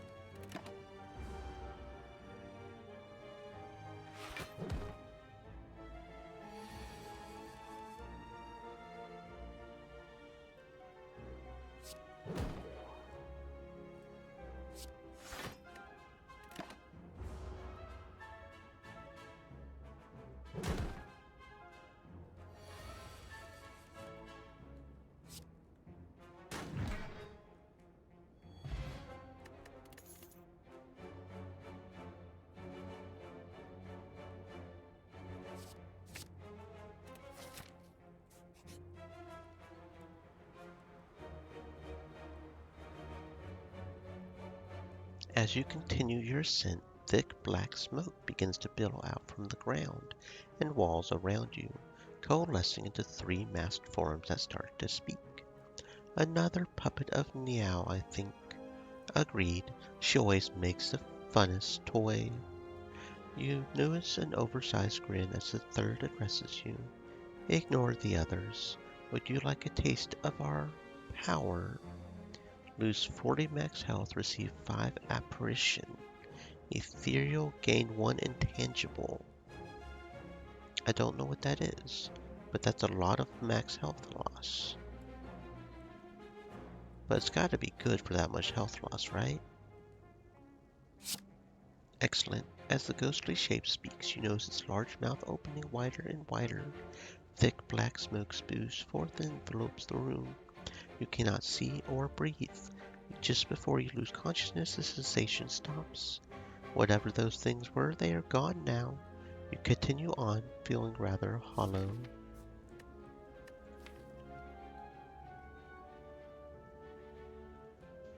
Reduces all damage taken and health loss to 1. That's what I thought. So if we get one of those, we essentially can reduce any attack any boss will give us to 1. If this card is in your hand at the end of turn, exhausted till the end of combat. So if it does show up in our hand, we kind of have to use it in order to make sure that it doesn't go away. But yeah, that seems like it was maybe worth it, because yeah, we lose a lot of health, but if we literally don't have any damage, it's not like it matters, right? Okay, so here. Scaling the city, you notice a wall covered in the writing of ancients. As you try to wrap your head around what the puzzling symbols and glyphs could mean, the writing begins to glow. Suddenly, the message becomes clear. We can remove card from our deck, or upgrade all the strikes in defense, elegance, or simplicity. I'm a simple person. I'm a simple turtle, so the truth is always simple. Yes, yes it is. Okay, so here.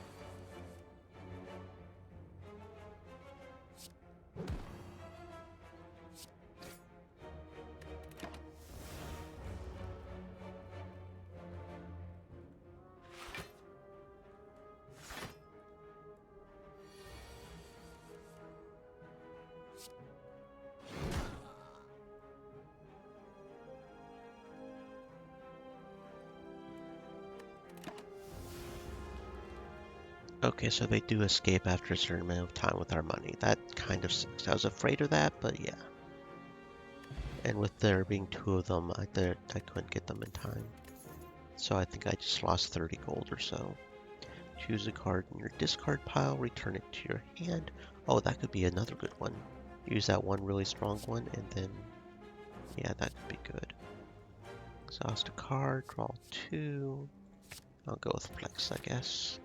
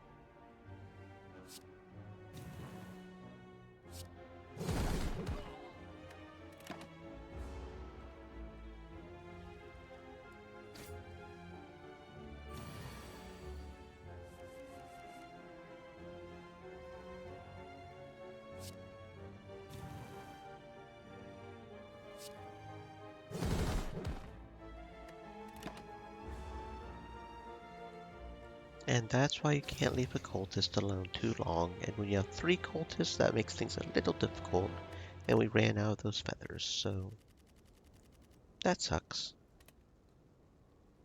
Yeah, I'm not the best at these sorts of things because I just don't do very good, but I try. I kind of want to try the daily climb real quick. Draft custom. Starting deck, colorless cards, resting at rest sites heals but costs 5 max health. Okay. I want to try the daily climb real quick, just for the giggles. Deal 9 damage, put the next card you play this turn on top of your draw pile. Force field costs 1 less for each power card played this combat. Gain 12 block. Gain 3 block, put a card from your discard pile into your hand. 1 less for each power card played this combat.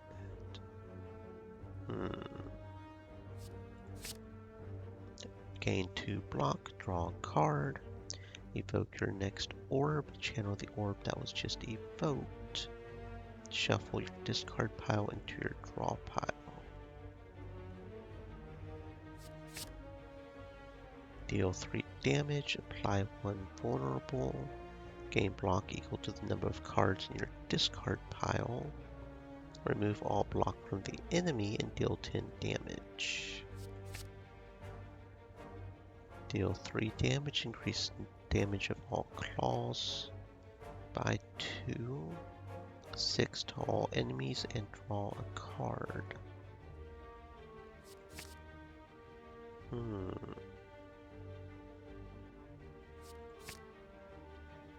2 orb slots, 1 focus. 6 block decreased by 1. 7 block, next turn gain 1. 7 block, channel 2 frost.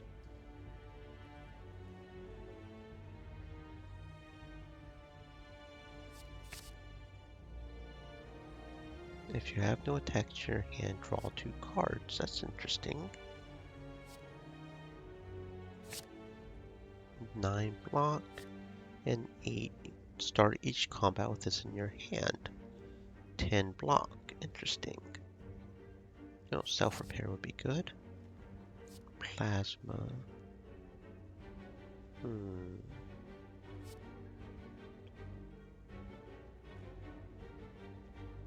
Random colorless card. Fusion sounds good.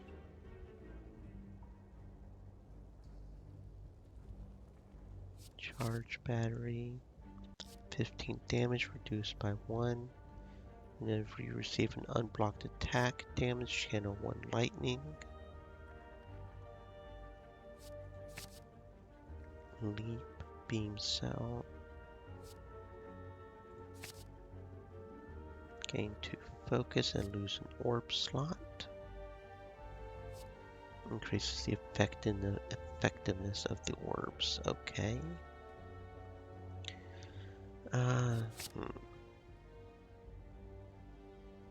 That's just a free 2 week. Okay.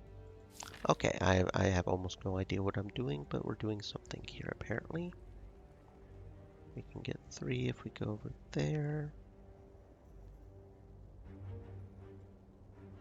We can also gain 3 if we go there.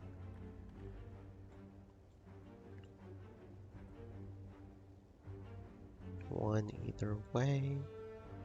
Okay, that one has 2 and that one has 2. So let's just go here.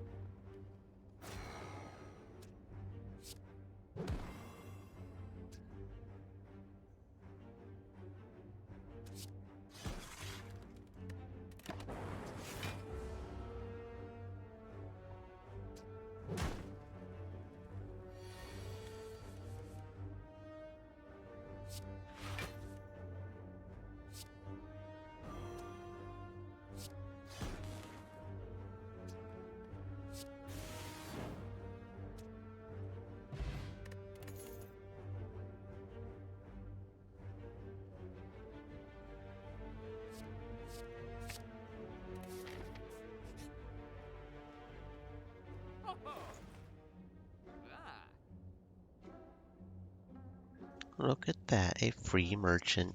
Wasn't expecting a merchant and the random thingy, but okay. At the start of each combat, draw 2 additional cards. Not that we have a whole lot of money. Or paint. Not that we can get either of these either. Rip and Tear deals 7 damage to a random enemy twice. Gain 2 energy, add a void into your discard pile. Unplayable Ethereal whenever this card is drawn. Lose an energy, okay. Heat Sink whenever you play a power card, draw 1 card. Secret Weapon, put an attack from your draw pile into your hand. Gain 2 block and draw a card. Finesse is a good one. That's just a free 2 block and then free another card. I like Finesse. Stack is kind of nice, I guess, if I want a lot of block and we have discard pile kind of full. But if the discard pile is kind of empty, stack doesn't do as much. Turbo is kind of like you gain 2 energy now, but then at the cost of 1 energy later. I think I'll go with Turbo. That sounds fine. I think we can do that. Okay. Before you light an elaborate shrine to a forgotten spirit. Okay, what card do I want to upgrade?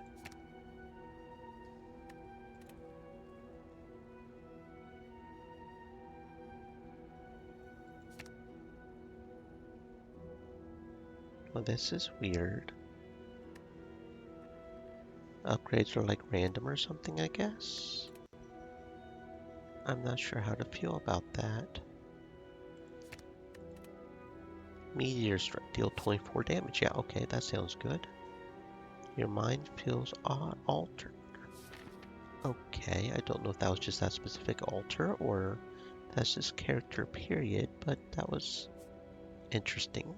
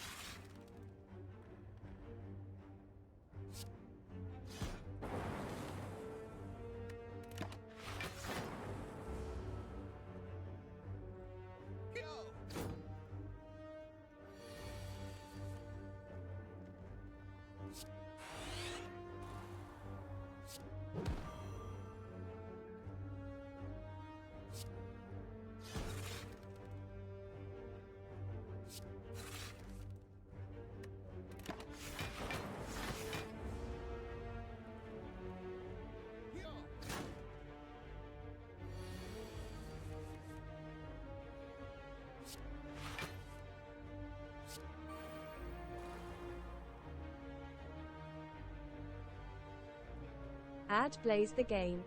Said, now that's a cute SVTube character. Thank you, thank you. I am glad you enjoy the view. Hope you're having a fantastic existence, ADHD. Welcome to the stream. I'm just a little turtle unicorn. I might be a little slow and turtle-like, but we all have a little unicorn magic in us, no?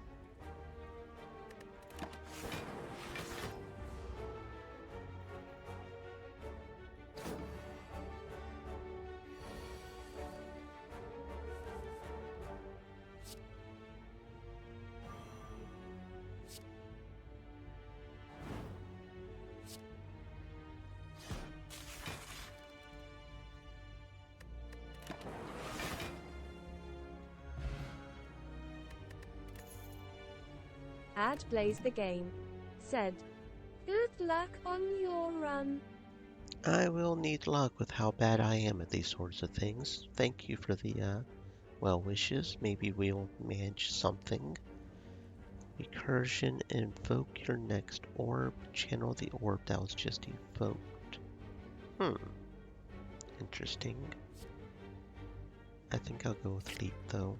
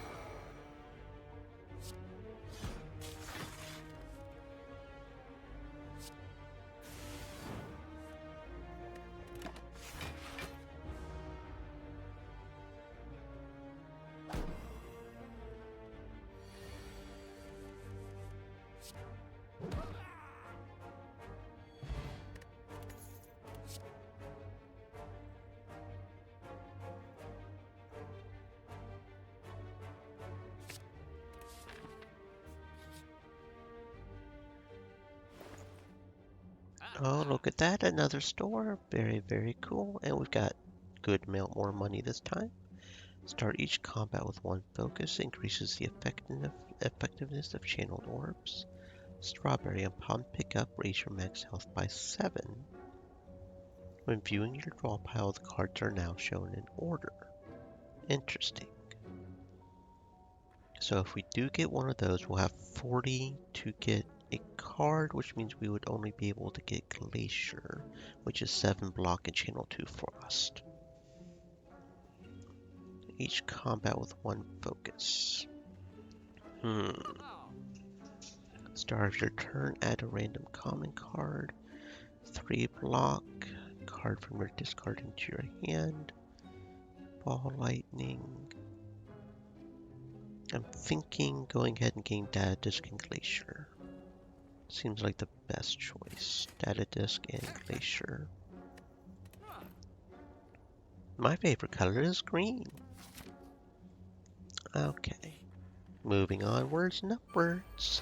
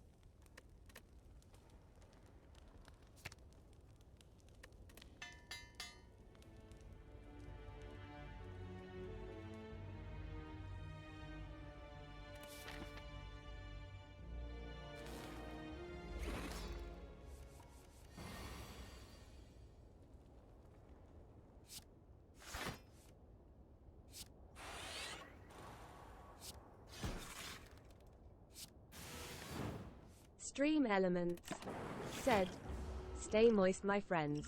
Hydrate."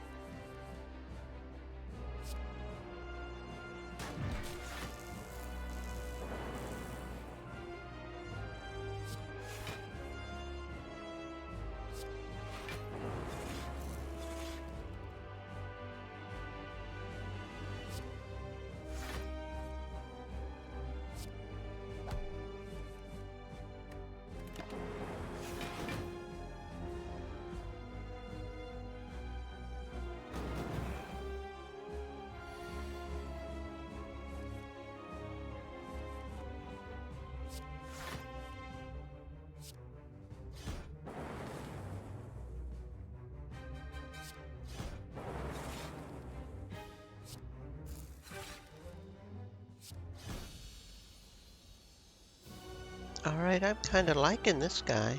I mean, this is the first time we've played this character, but I'm kinda liking him.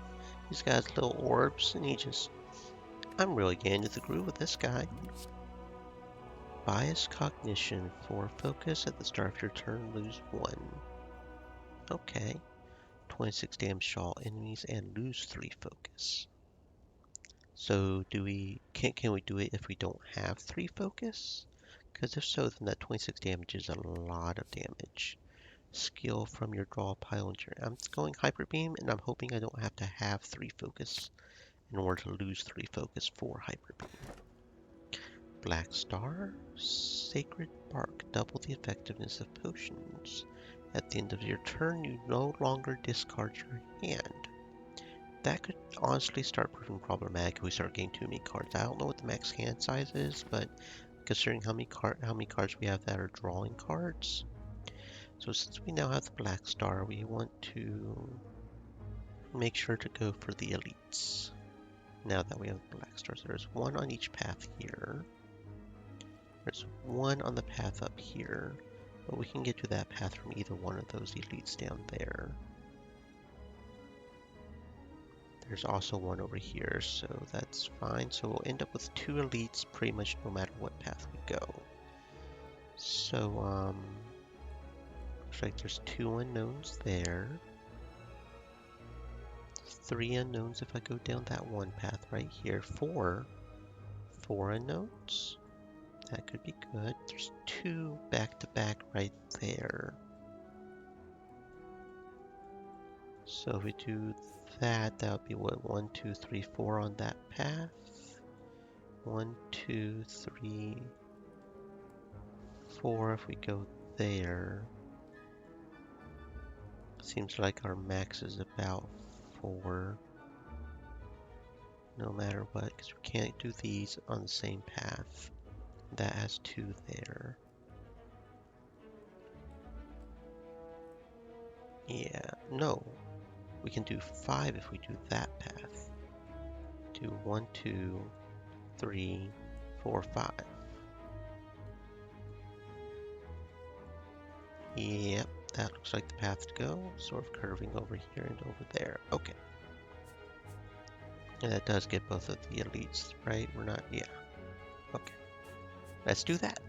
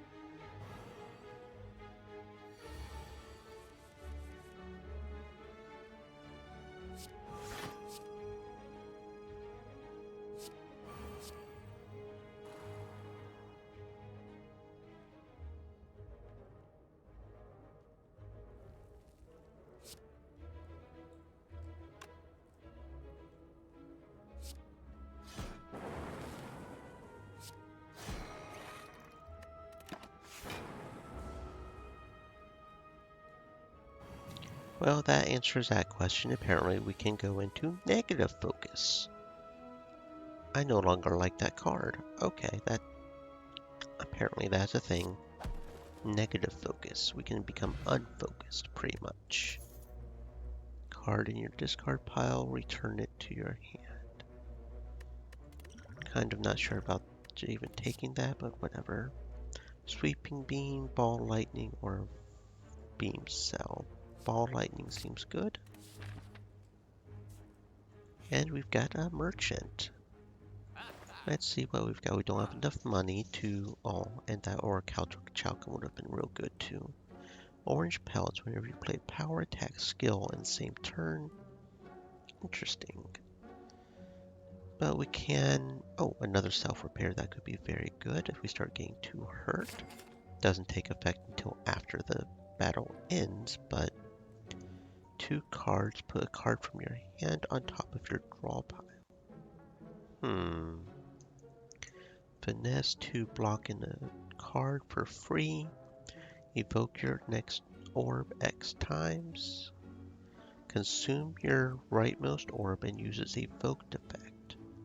That could be good if we have a lightning, and if we want to... And especially, wasn't there a darkness orb that we didn't get that one time? That could be good. Compile driver if we have a whole bunch of unique orbs. Oh, we don't have enough for multicast anyway, sorry. Steam barrier, 6 block, decrease effectiveness. I think I'll go with compile driver. That looks good. We're 1 short from getting either claw or steam barrier if we wanted to. Oh well. Moving onwards. What's this unknown? It's a fight. Okay.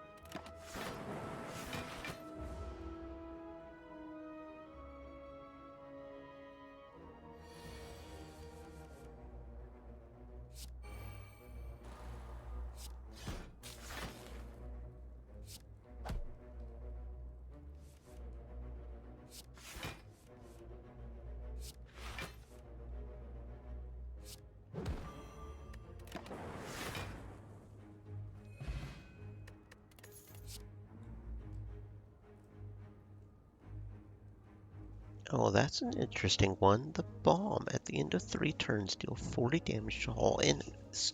It's 40 damage to a whole bunch of enemies, but you have to wait a little while. That's interesting. I think I'll go ahead and take it. Let's see, we want to go that way, right? Yeah, this way.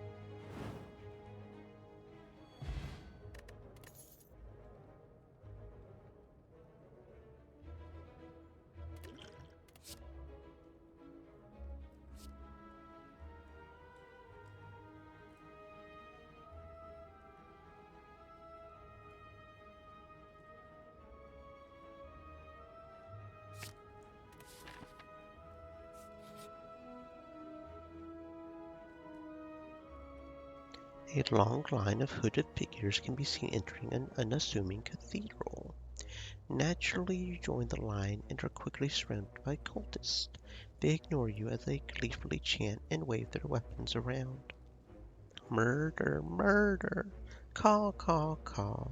Murder, murder, murder, caw, caw, caw. You eye a donation box. We can smash and grab the donation box and obtain 99 gold, or we can stay in line and obtain a ritual dagger at the cost of 6 health. Deal 15 damage if fatal permanently increases card's damage by 3. So 15 damage to start off with, and if we use it smart, it can just go up and up, like 18, 21, 24, etc. I'm honestly partial to just smashing and grabbing. They didn't even notice. Silly fillies. I took your gold and you can't do anything about it.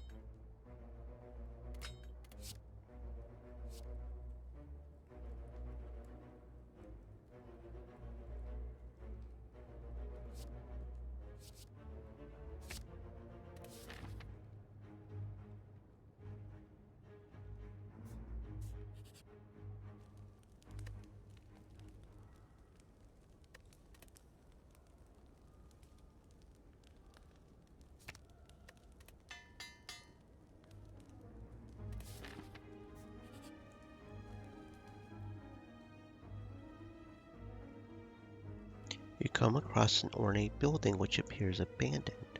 A plaque that has been torn free from a wall is on the floor. It reads, "The Library." Inside you find countless rows of scrolls, manuscripts, and books.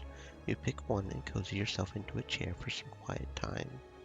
Choose one of 20 cards to add to your deck or heal 25 health. I think I'm just going to read. Sleep. Readings for chumps. You doze off instead. That's nice. I almost took the health at the campsite, and I'm glad I didn't. Upon pickup, choose an attack. Start each combat with this card in your hand. Well, isn't that nice? What do we want to start off with in our hand?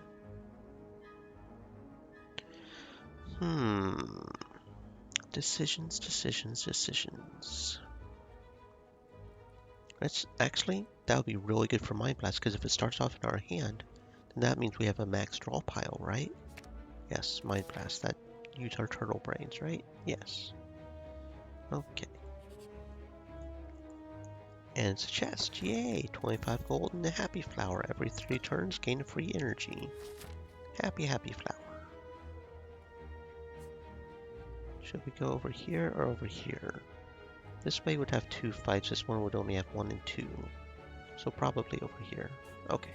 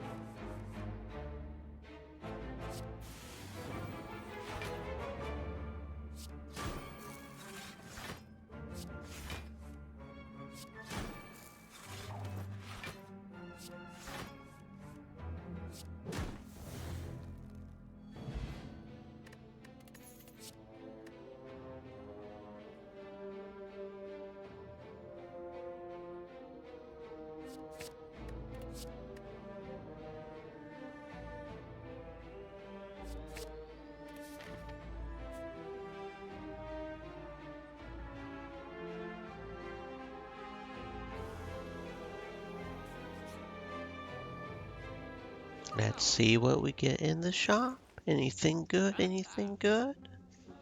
A strange spoon. A Juzu bracelet. Normal enemy combatants are no longer encountered in...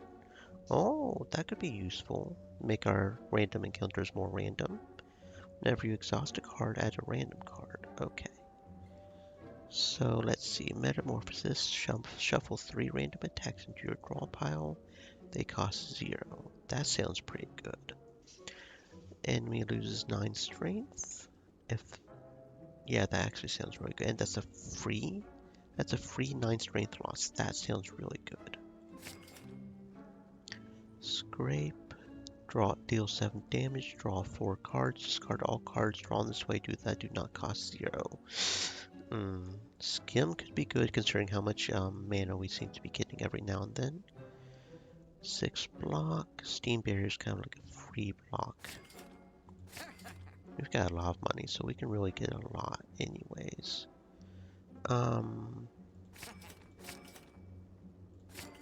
Yeah, that sounds good. That sounds good. Kind of wish I could sell him my potions, but I can't, so. Hmm.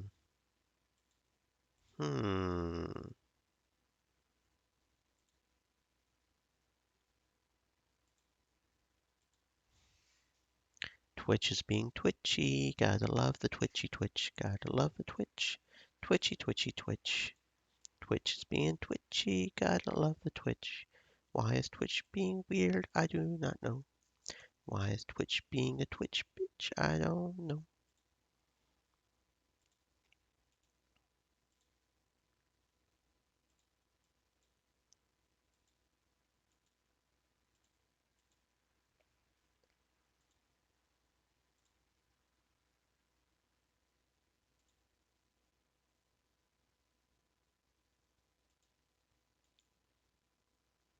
Twitch is being weird. Yes, it is. Twitch is being weird, and I don't like it. I don't like it at all.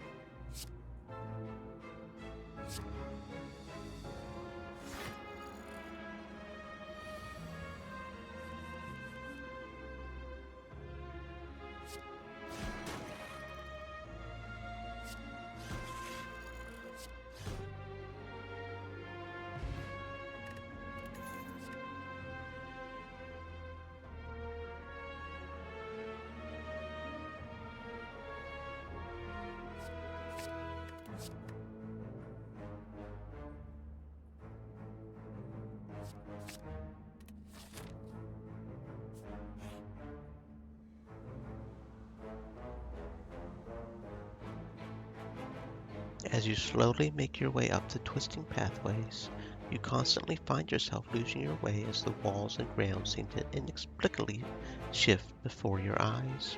The constant whispering voices in the back of your head aren't helping things either. Passing by a structure you are certain you have previously seen, you start to question if you're going insane, or if the impossible geography of this place is starting to get to you. You need to change something, and soon. That's what the voices say anyway, and why would they lie? Embrace the madness. We get 2 madness cards and we lose 10 health. Reduce the cost of a random card in your hand to 0. Okay, I could see that being useful. If we focus, we become cursed with Writhe, but we do heal 20 health. Writhe is unplayable and innate, so we started off with it in our starting hand. We don't really need health that bad. We were only 9. We could just retrace our steps and lose 4 health for max health. I think I'm just going to embrace the madness. That seems like the best choice. Something in you cracks. Only the truly mad can understand a place like this. So you give into the chattering voices and continue on with a new perspective. Things do seem to make so much more sense now. Very cool. 25 gold and anchor. Start your combat with 10 block. Very good. And we get another merchant, although we don't have nearly as much money this time. Akabiko. First attack each combat deals additional 8. Interesting. Start each combat with an additional... Okay, that would... Maybe I should just start saving, making sure I have 150 each time, just in case I do run across a merchant. And in that spirit, I'm not going to get anything, because I apparently was not playing that smart. Onwards to the elite. It's a head. It's a giant head. It's literally a giant head.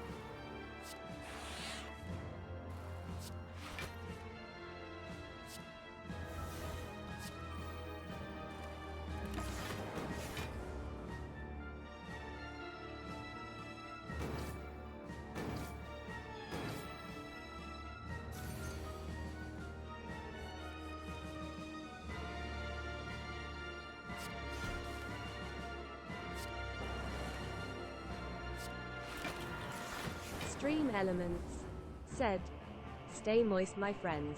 Hydrate."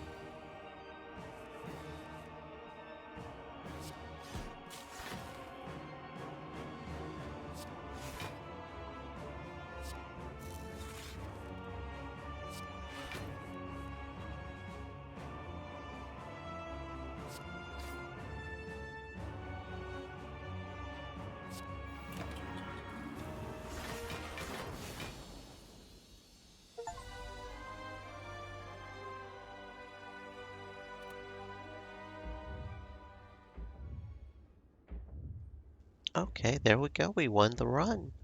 Our first win run. A deep pulsing dread can be felt through the room. Is this the heart of the spire? The source of this evil? You charge your core to its maximum. You deal 880 damage.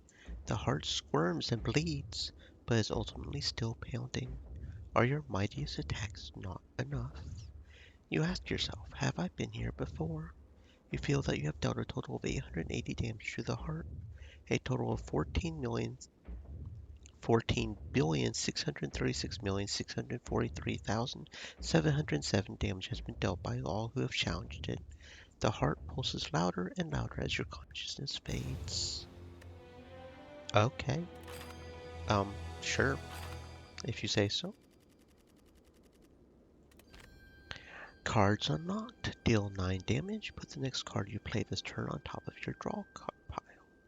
Equilibrium. Gain 13 block and retain this. Retain cards are not discarded. Okay, so it's like a 13 block that we can use whenever we need 13 block. That's kind of cool. Echo Form. Ethereal. The first card you play is each turn is played twice. That could be good. Okie dokie. We did it. We won one run with a character that we had never played before somehow. I really vibed with that character though. I really liked him. His little orbs, and he can get strong. He can get very, very, very, very, very strong. Okay, so play. Let's play standard and let's keep going with trying to unlock all the things for the Ironclad because we've still got 4 unlocks left. Maybe we can win a run with Ironclad at some point. Okay, obtain a rare card, max health +8. Obtain a curse but get gold. We'll go with a rare card. Feed. Oh, there we go. Okay, some potential max health period if we play our cards right. Let's see. We can get 2 on that path, 2 on that path. There's 1 there and 1 there. There's 1 there and 1 there. Oh, there's 2. No, there's kind of 1 there. So that path has more because it has 1, 2, 3, 4, 5. Yeah. Okay, so we'll go over here.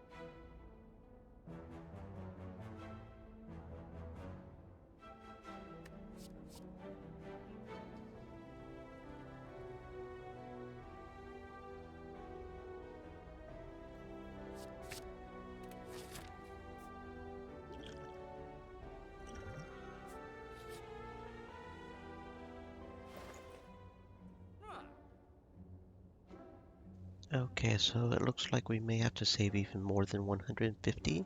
Looks like some artifacts can cost as much as 250. Whenever you add a skill into your deck, upgrade it. Okay, see, that could be really good. Our skills are automatically upgraded a little bit every time. Juzu Bracelet and the Abacus. So I'm going to make sure we have 250 just in case we run into a shop that we really want to buy something. So yeah, we'll just keep moving forward.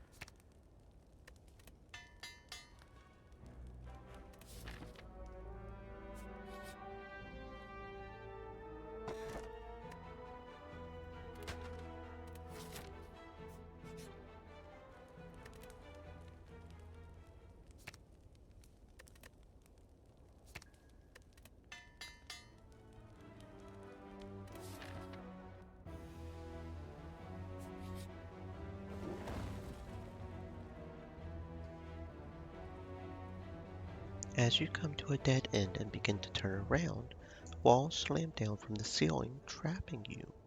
Three faces materialize from the walls and speak. Forget what you know, and I'll let you go.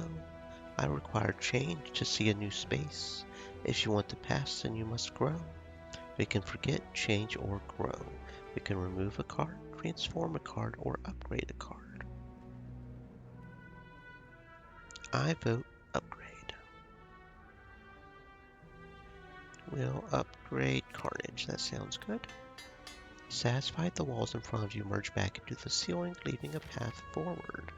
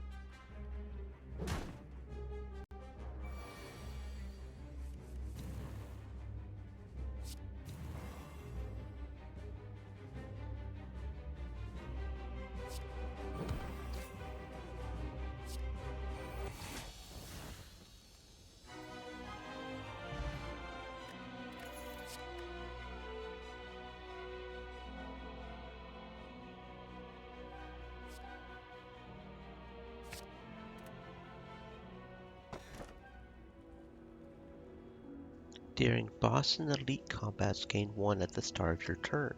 So during boss and elite only, we have extra energy. That's interesting. Velvet Choker, gain 1 at the start of your turn. You cannot play more than 6 cards in a turn. Well, considering how many expensive cards I have, I don't see that happening. This is at the start of your turn, but only during turn. Yeah, I think I'll go with the Velvet Choker. We're going to get something on our neck anyway, Velvet Choker. Okay. So let's see. Oh, there's 3 right there. There's 3 straight off the bat. 1, 2, 3, 1, 2, 3, 1, 2, 3, 4. Oh, there's a potential of 4 right there if we go just straight on the right side. I think that's what we'll do. Because then we can even get another 2 if we go over in that direction up there. Okay. That's what we'll do. We'll just do the right side and then merge over to the left towards the end there.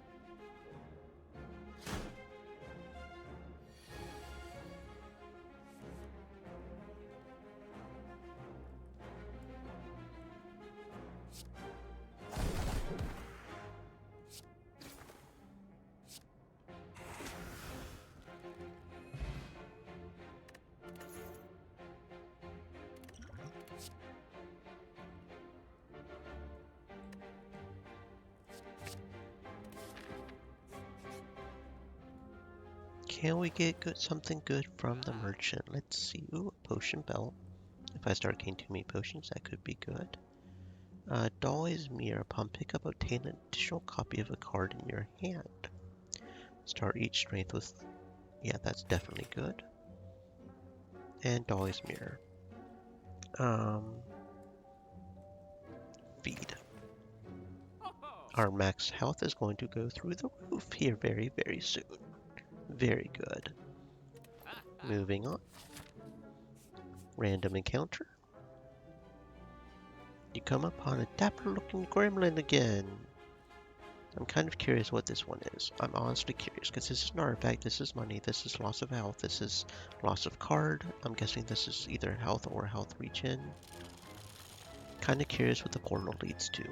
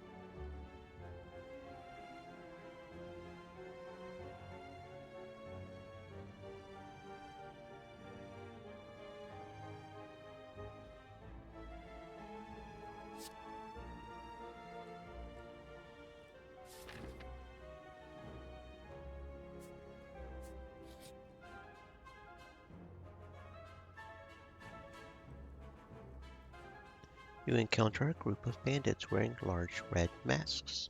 Hello, pay up to pass. A reasonable fee of all your gold will do. Screw you. Oh, you guys ain't even that strong. Look at you. I'm gonna whoop up all on you. thinking you got some stuff, but you ain't got nothing. Gonna beat up one of you pretty much instantly, I think. Let's go with Way first. That sounds good. Then we'll strike. And strike.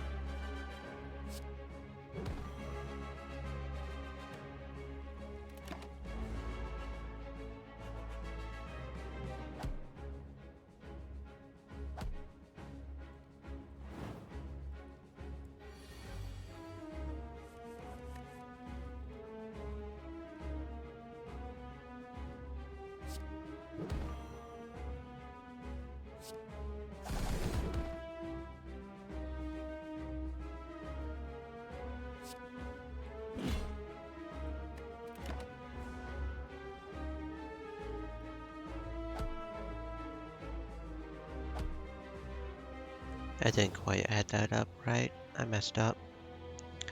He started doing some serious damage there towards the end, didn't he? Mm-mm-mm. Got some new relics unlocked on Omamori. Negate the next 2 curses. Prayer wheel. Normal enemies drop an additional card. That one's pretty good. Shovel. You can now dig for relics at the rest sites. Interesting. So a shovel essentially gives us more relics. Interesting, interesting. Okay. I'm having a lot of fun with this. How many cards of the red variety have we not seen so far? I'm just curious. There are a few. Most of these are locked. Has not been encountered, so there's 4 that we haven't encountered of the red variety. At least that have been unlocked. And then we can even view the upgrades. That's kind of cool. Curses. Regret, Parasite, and Curse of the Bell. Okay, and yeah, it does show the relics that we haven't even bought, which are unique to the merchant, like Dolly's Mirror. Kind of like that. Lee's Waffle, that sounds pretty cool. Okay, once more into the breach, yeah. Eventually we will maybe win with the Ironclad at some point. Maybe.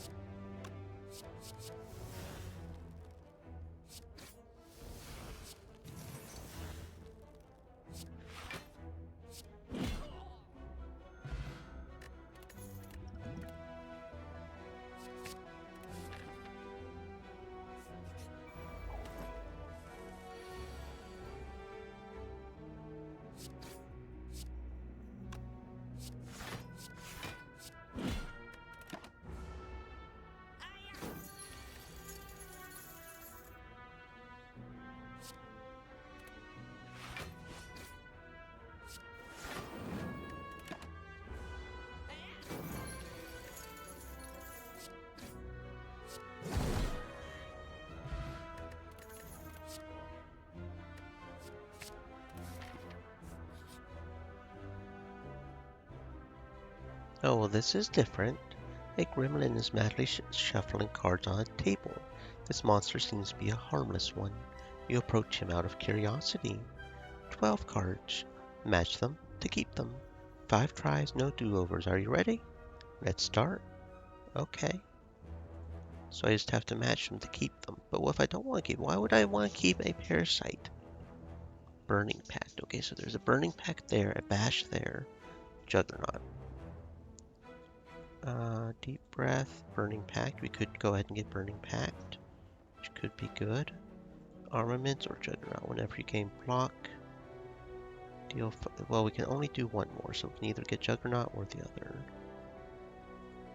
Exhaust 1 card to draw 2 cards. Okay. You complete the Gremlin's game and look up. He disappeared. Interesting. I wonder what all the possibilities are for that game.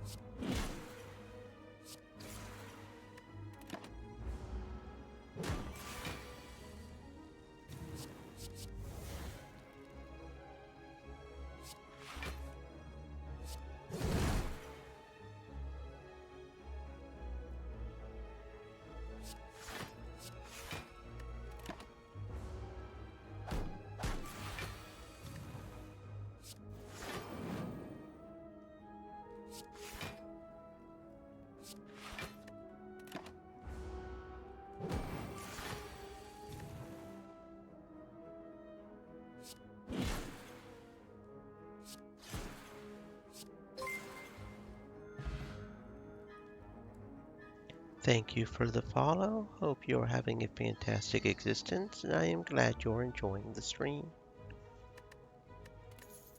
Italicize. What is Stream Elements metalicize? said, "Stay moist, my Hmm. friends. Hydrate." Hmm.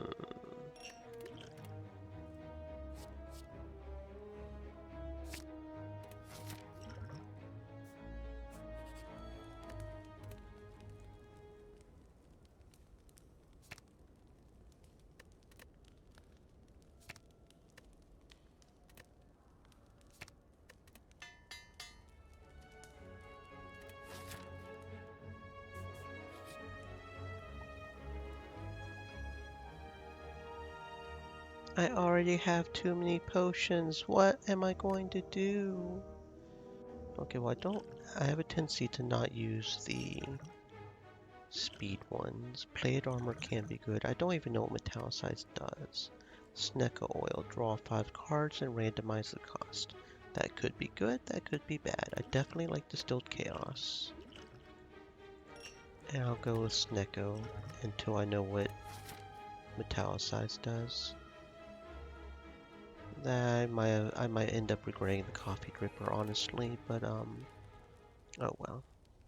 It is what it is, I guess. What do I want to upgrade? Draw 3 cards, that could be good, I guess. Let's do this one.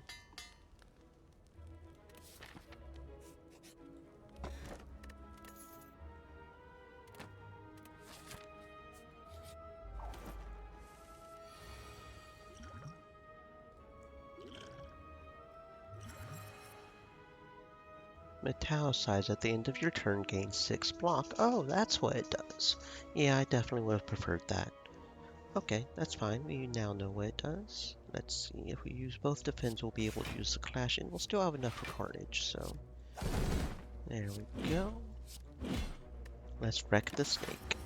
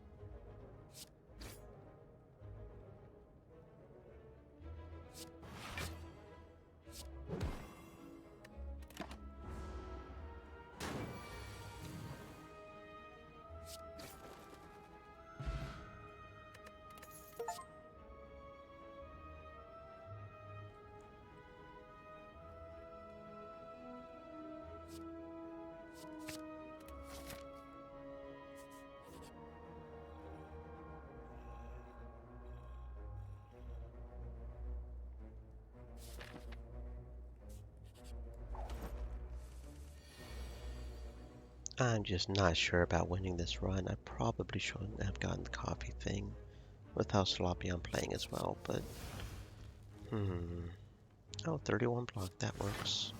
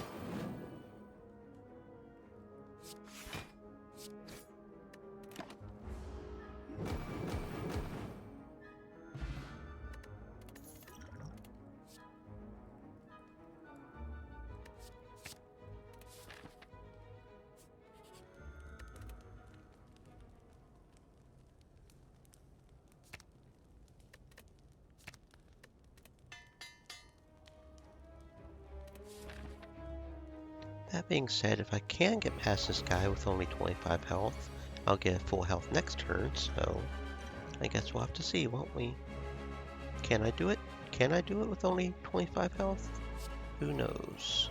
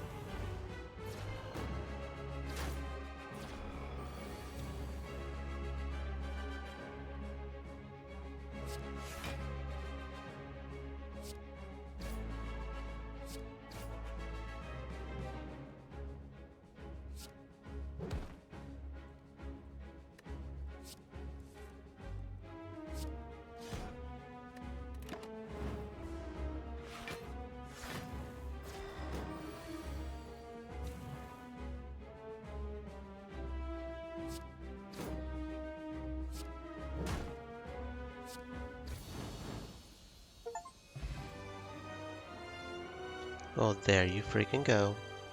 Well, there you go. That's why you shouldn't discount yourself when you're down. We fucking did it, boys.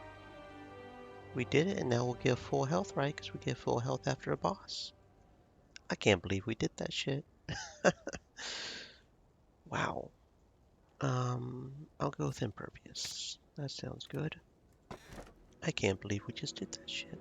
Definitely not busted ground. I don't like the idea of that. Tiny health could be good. Kind of tempted for the calling bell as well, though. 50 gold max health. I'm thinking calling bell. I don't know what curse we'll get. Is it always the curse of the bell? Because if it's always the curse of the bell, honestly, that's not that bad. It's just one random card that we can draw sometimes, and 3 relics is pretty good. Depending on the relics, of course, but at the start of each combat, draw 2 additional cards. Okay. If your health is at low, or that would have been really useful a second ago. Upon pickup, raise max health by 14. There we go. We got Mango. Way to go, Mango. Alright. Yep, full health. Alright, let's fucking go. Can we keep going? Can our luck hold out? Who knows? 3 unknown there, 3 there, so there's multiple paths to get 3. And then we got another 2 there, or 2 there. Okay, I'm thinking just stick to the left side. That sounds good. That'll get us the max of 5. Yeah, we'll just stick to the left side.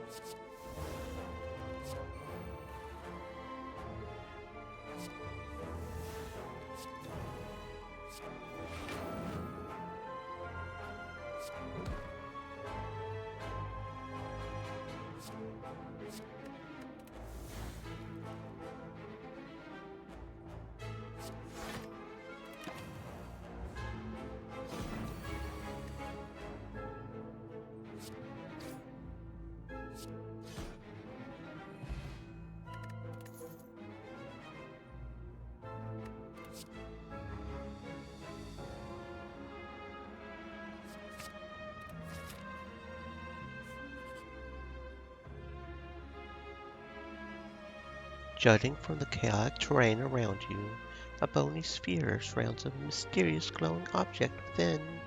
While you are curious what lies inside, you notice some sentries keeping an eye on it. Well, I ain't scared. Let's fight. Let's go. As soon as you strike the sphere, the sentries spring to life around you.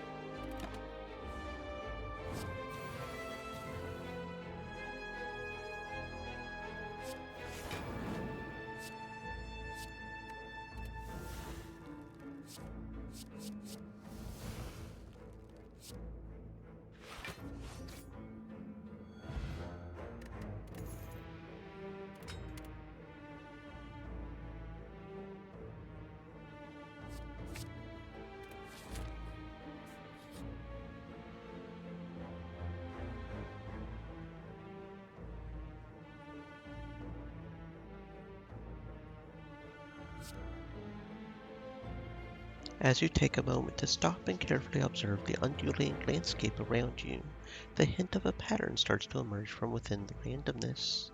Whenever the demented noises begin to interrupt your thoughts, you struggle through the mental pain and ignore it. Eventually, you successfully map out a path forward and continue on, now resistant to the nefarious nature of this alien place. We might have gotten a curse, but we did heal, and that last fight did kind of hurt a lot.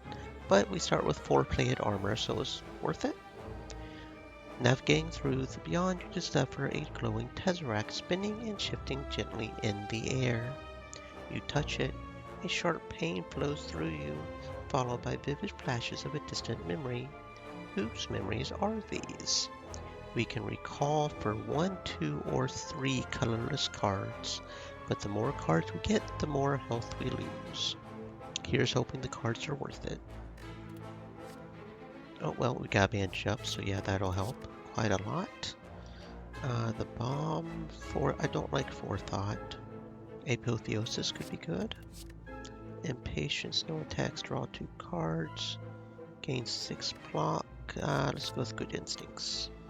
2 primitive creatures fight over a carcass on the side of the road. You observe, devoid of emotion. Watch. Remember. Live. This is the Watcher's mission. Recently, one of your peers has stopped reporting on their assignment, a Spire of unknown origin. As the fight ends, you continue onward, unfazed by the bloody scene that took place. Okie dokie.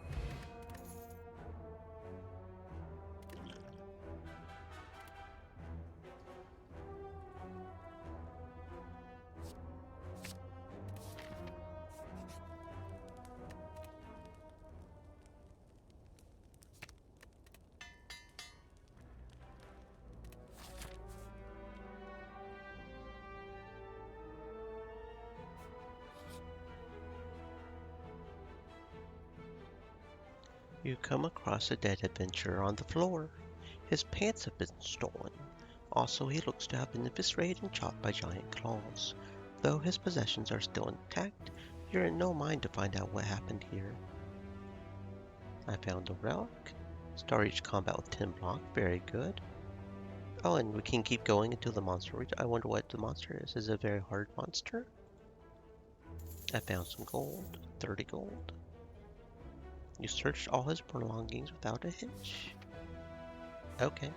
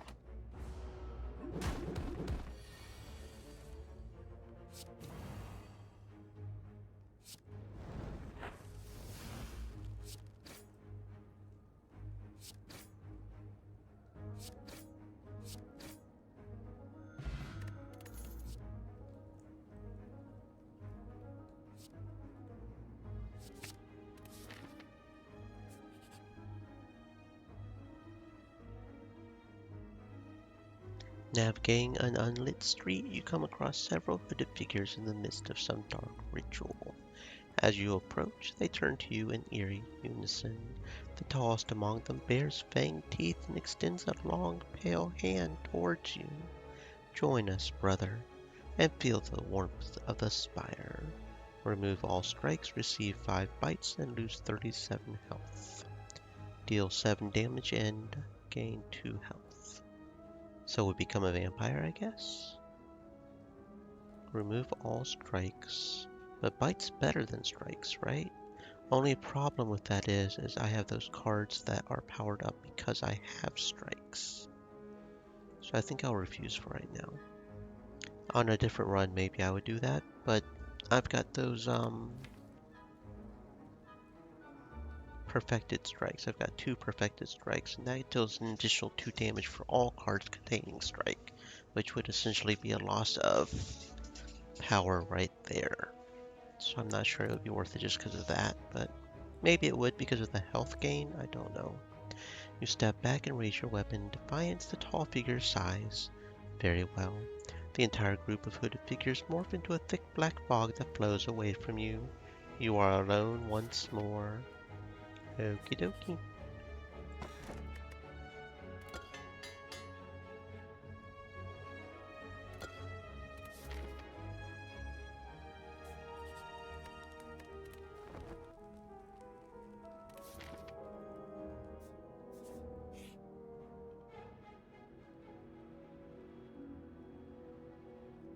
Oh, well, this is a different shrine. An elaborate shrine to an ancient spirit golden shrine. We can pray and gain some gold, or we can desecrate it and gain even more gold and become cursed. At the end of your turn, lose health equals the number of cards in your hand. I don't think we want gold that bad. We won't desecrate it. I'm good. The regret card is kind of dangerous.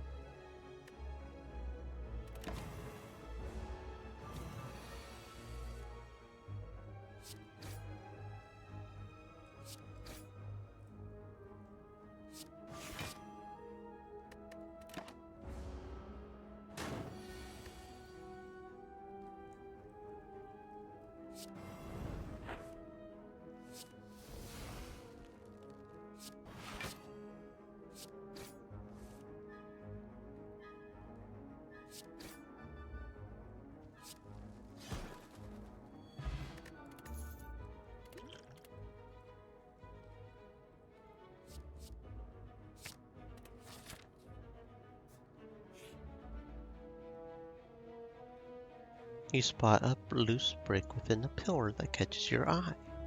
You find a folded note and a card inside. It reads, "The heart awaits." This is your handwriting. take and give, receive Iron Wave, and store a card. So next time I see this thing, will the stored card be whatever I receive? That would be kind of weird, right? Let's store an offering here. You know what? Let's make an offering to the offering. Yes? What is going on? I don't know. What is going on? We will definitely rest though, because we're looking kind of shabby. And it's the collector. Okay.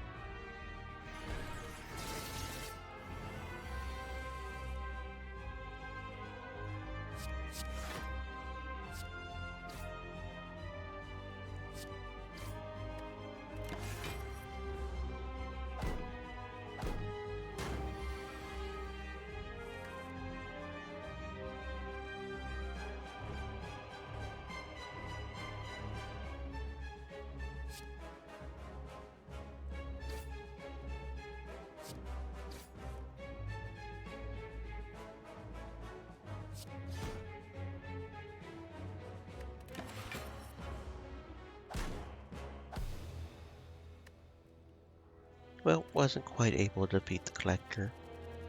Almost was. Almost. We could have gotten just a little better cards there, especially on the draw. We almost had them. Almost. I'm going to go get some more water. I will be back in literally 1 minute.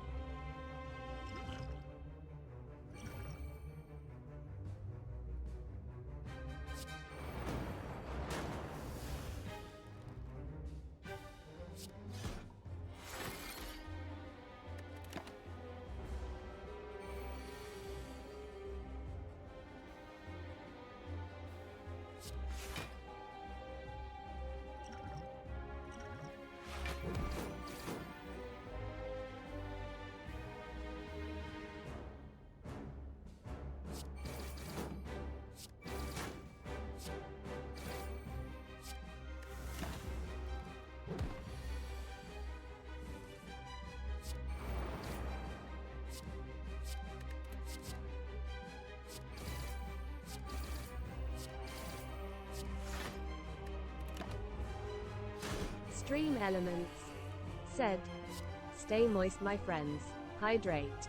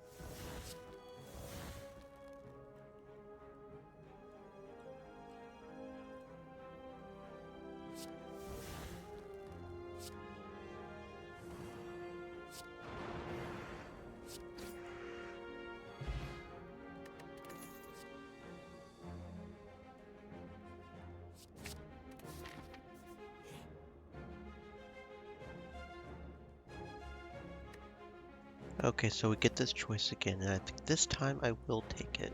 I don't have any of those one cards on me. So yeah, I think this time I will go ahead and take the bites.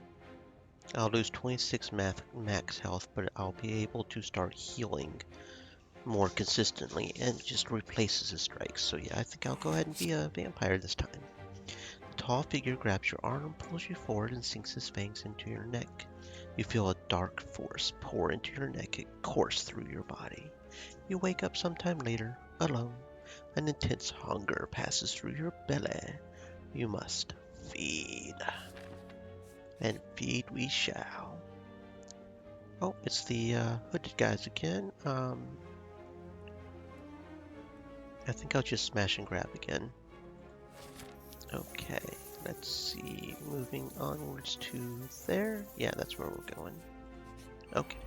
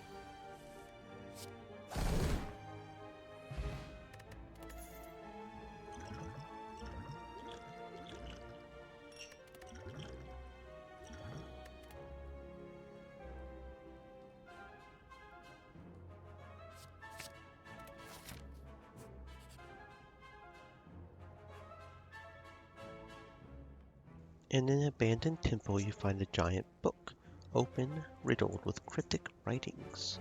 As you try to interpret the elaborate script, it begins to shift and morph into writing you are familiar with. Odd, the book seems to be about an ancient named Niao. This piques your interest, but you have a general feeling of malaise. The ancient spell of resurrection, Niao, was exiled to the bottom of the Spire. You feel compelled to read more, but your body begins to ache. Seeking vengeance, Niao blesses outsiders, using them for her own purposes. You are starting to feel very weak and tired. Those resurrected by Niao remember only fragments of their past selves, cursed to fight for eternity. As you near the final page, your old wounds begin to reopen. Oh, so the entire thing is just us getting resurrected by that whale thingy to try and fight the Spire. Okay. Necronomicon, the first attack played each turn that costs 2 or more, is played twice. Okay, upon pickup, obtain a special curse. What curse did I get? What curse is the Necronomicon of? Necronomicon curse. There is no escape from this curse. Okay. Upon finishing the tomb, you decide to take it with you. With proof in hand, will you retain your memories? Who knows? Thwack! You were knocked unconscious. Groggy and with a throbbing head, you awaken to find yourself thrown in the center of a massive stadium with an overflowing audience of slavers, cultists, and other denizens of the city. An armored giant with a golden crown bellows at you from atop. We now begin the 4,200th combat. A gate on the opposite side opens. Oh dear.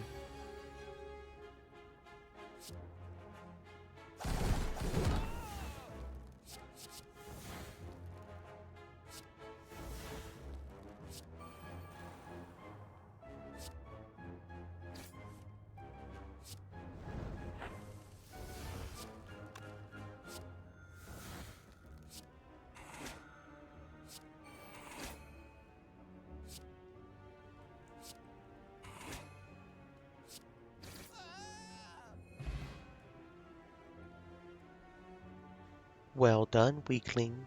A giant mock claps while he riles up the crowd with exaggerated gestures. Gold and confetti shower you. Time for the real challenge. The last battle left a small opening in the Colosseum's wall. You can easily escape through there while everyone is distracted. Of course we're going to stay and fight. Let's get them rewards, yeah?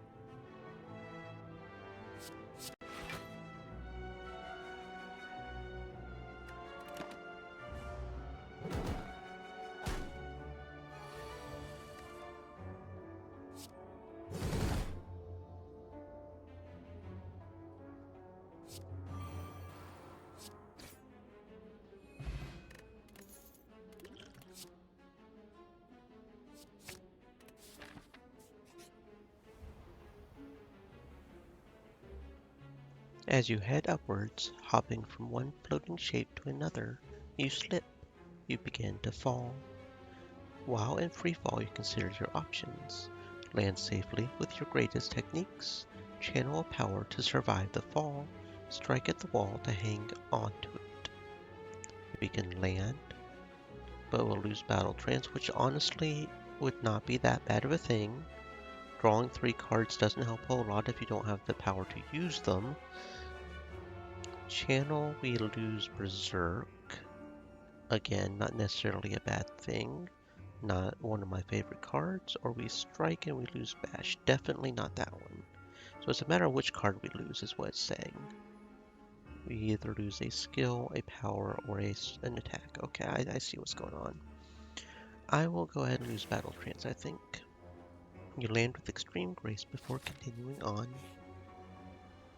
Ah, the Whispering Voices again. Very good. We don't need healing this time, so we'll go ahead and just embrace the madness again.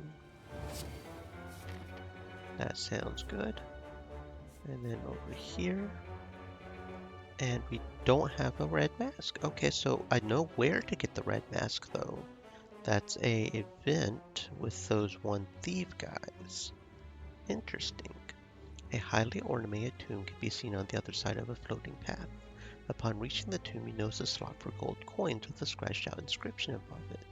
Kinda makes me wonder what happens if we manage to get lucky enough to have the red mask and then come here. But 178 gold doesn't seem that bad for the relic, depending on what relic we get. An opening appears in the tomb and out slides a small red mask with a note attached. Oh, so we can pay for a red mask. If we don't have a red mask, is it always the same red mask that we get? Okay, I'm fine with that. At the start of each combat, everybody gets weak. Okay, yeah, that's fine.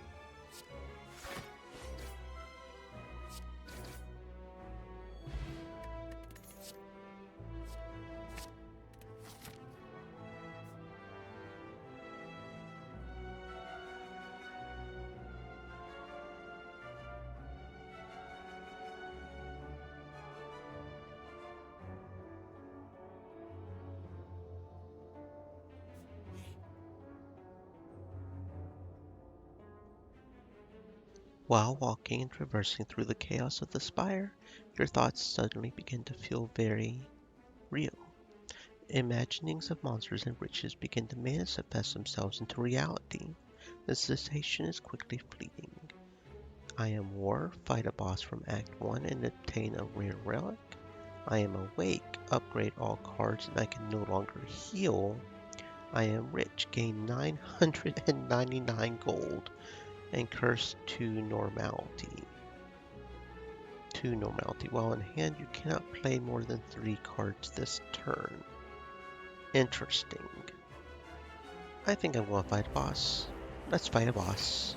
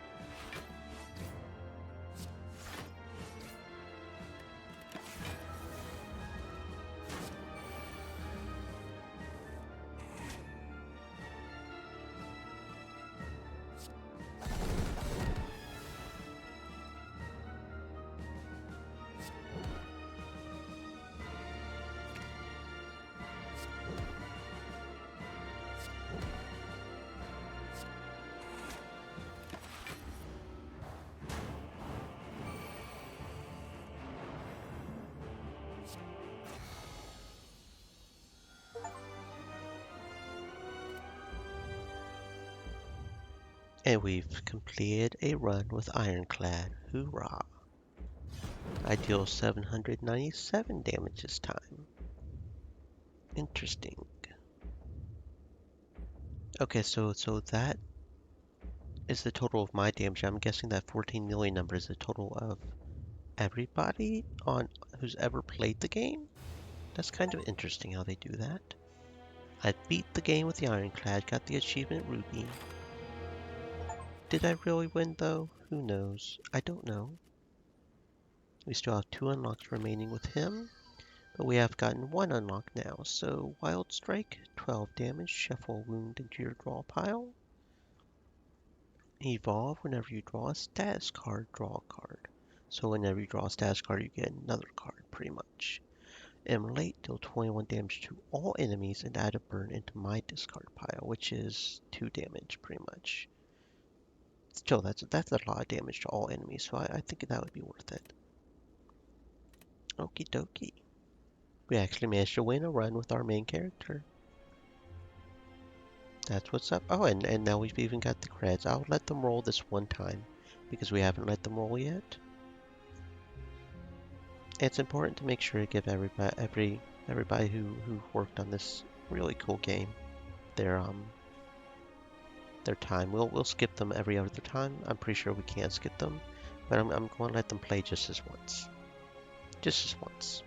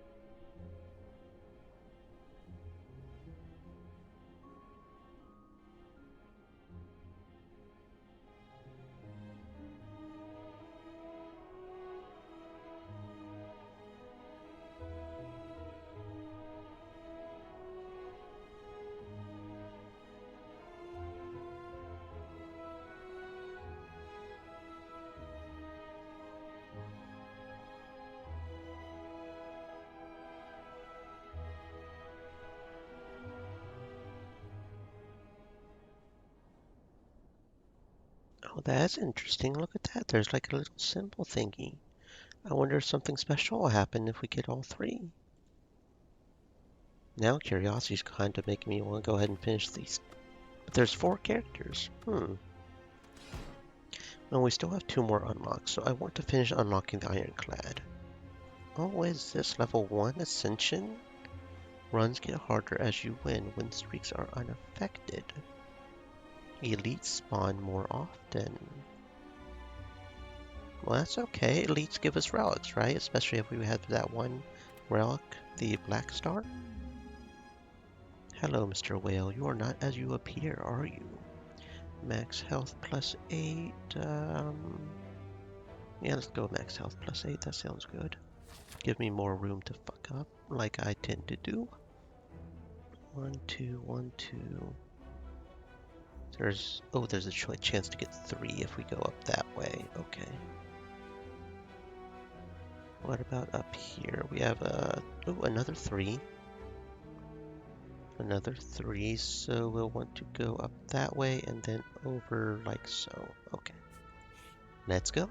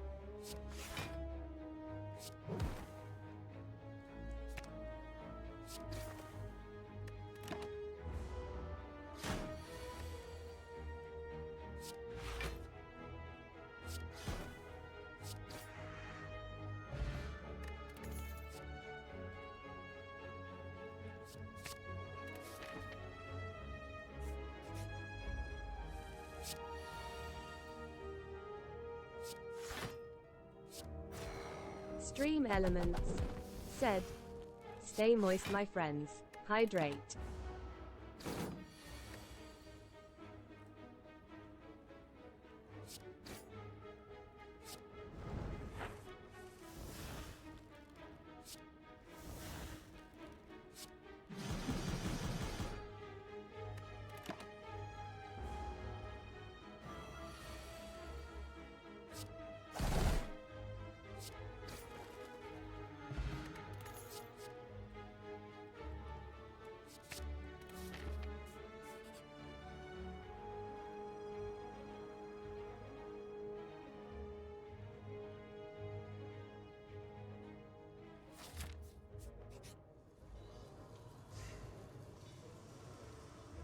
You duck into a small hut. Inside you find what appears to be a forge. The smithing tools are covered with dust, yet fire roars inside the furnace. You feel on edge. I can upgrade a card or I can rummage and obtain a special relic, but I become cursed by pain. Lose 1 health whenever you play another card. At the start of your turn, upgrade a random card in your hand for the rest of combat. Interesting. Warped tongs, huh? You decide to see if you can find anything of use. After uncovering tarps, looking through boxes, and checking nooks and crannies, you find a dust-covered relic. Taking the relic, you can't shake a sudden feeling of sharp pain as you exit the hut. Maybe you disturbed some sort of spirit. I've got some warped tongs. Okie dokie. Interesting. Maybe we can get rid of that pain pretty quickly, hopefully.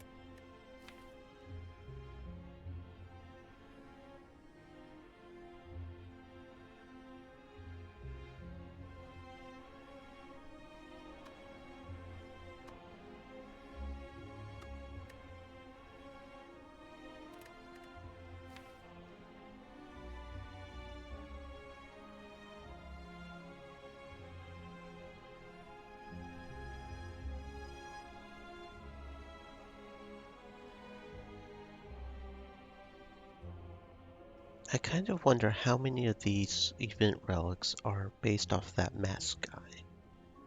Kind of curious, is it like the same negative mask every time, so there's only two? The good mask and the bad mask? Or also kind of curious what this poo pile is, but I'm not sure I want to know either. Anyway, moving on, moving on.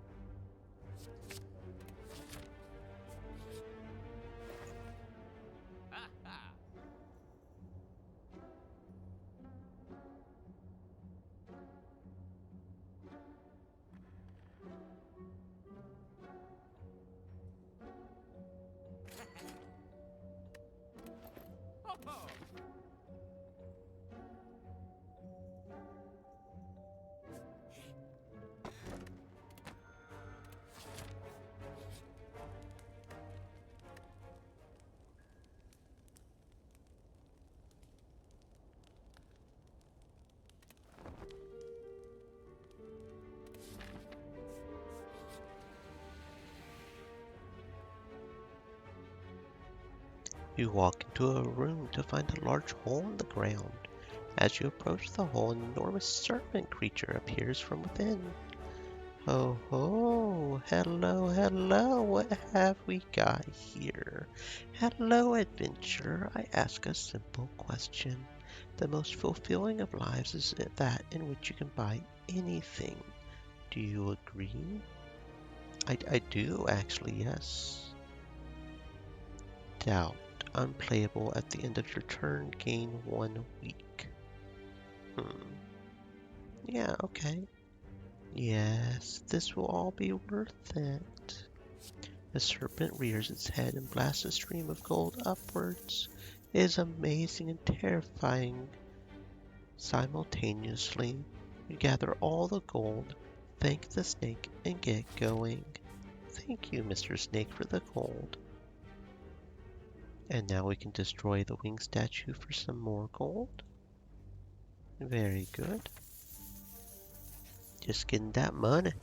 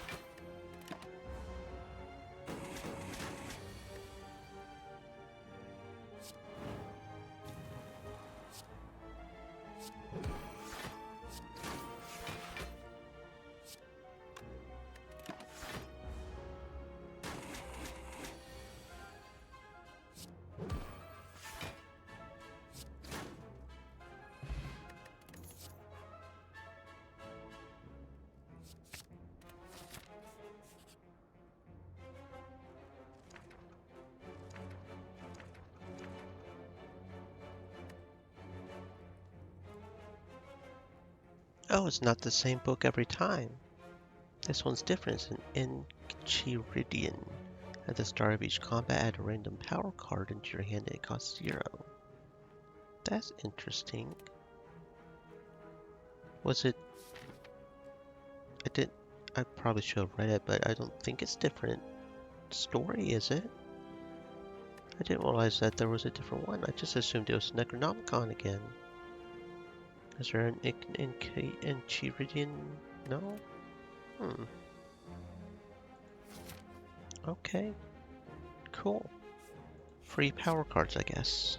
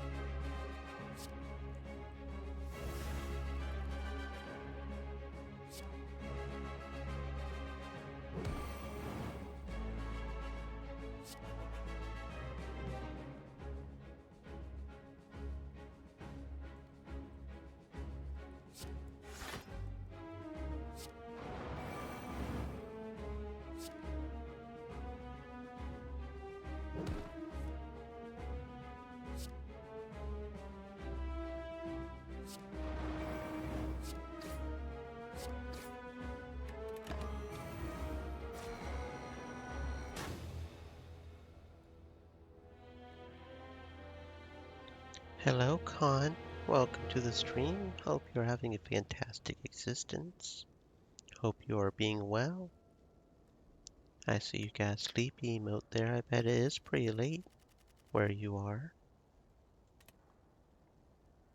Time zones, they're fun sometimes, aren't they? Okay, we're getting it done slowly but surely. We've almost got the next to last unlock unlocked.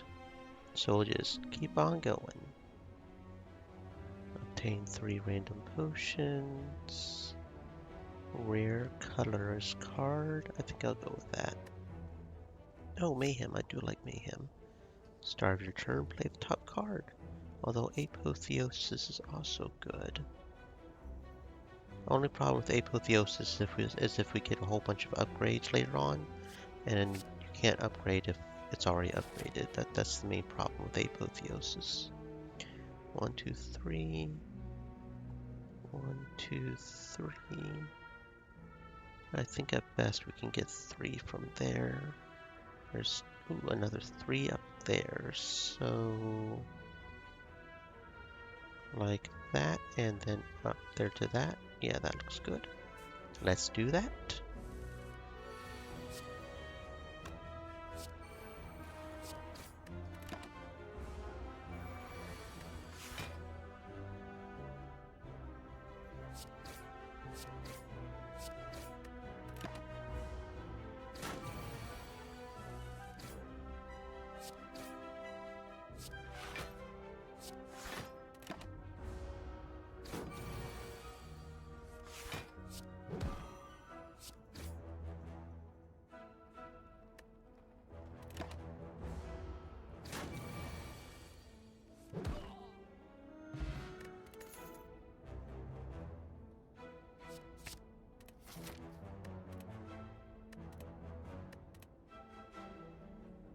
Well, will you look at the time? It's already 1800. How did it get so late so quick? Okay, I guess it is time to head off. And I think, unless something happens, I will be playing Star Wars tomorrow. I'm thinking of genuinely just starting on the weekend schedule as well. Right now, we'll just be doing Star Wars on the Stream weekend, but elements. yeah. Said. Stay. Okay, let's see. Is there anybody to raid on V-Stream? Let's see if there's anybody to raid on V-Stream.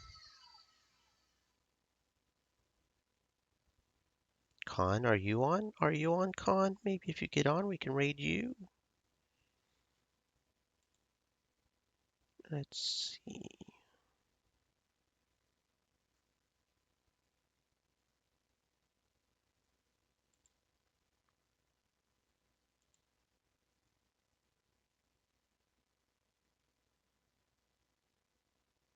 Is there anybody on V-Stream?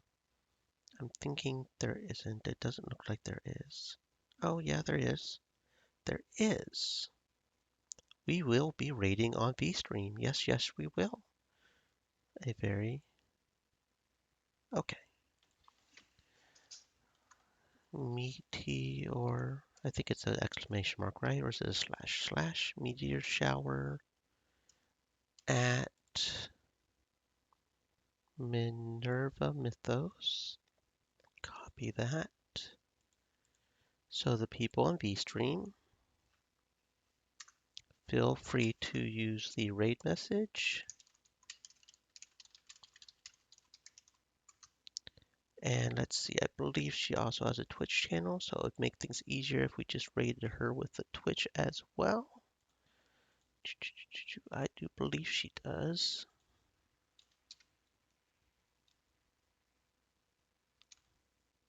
Yes. So Twitch, also feel free to use the raid message, which I will post right here. Okay, stay safe, guys. Maybe I will see you tomorrow.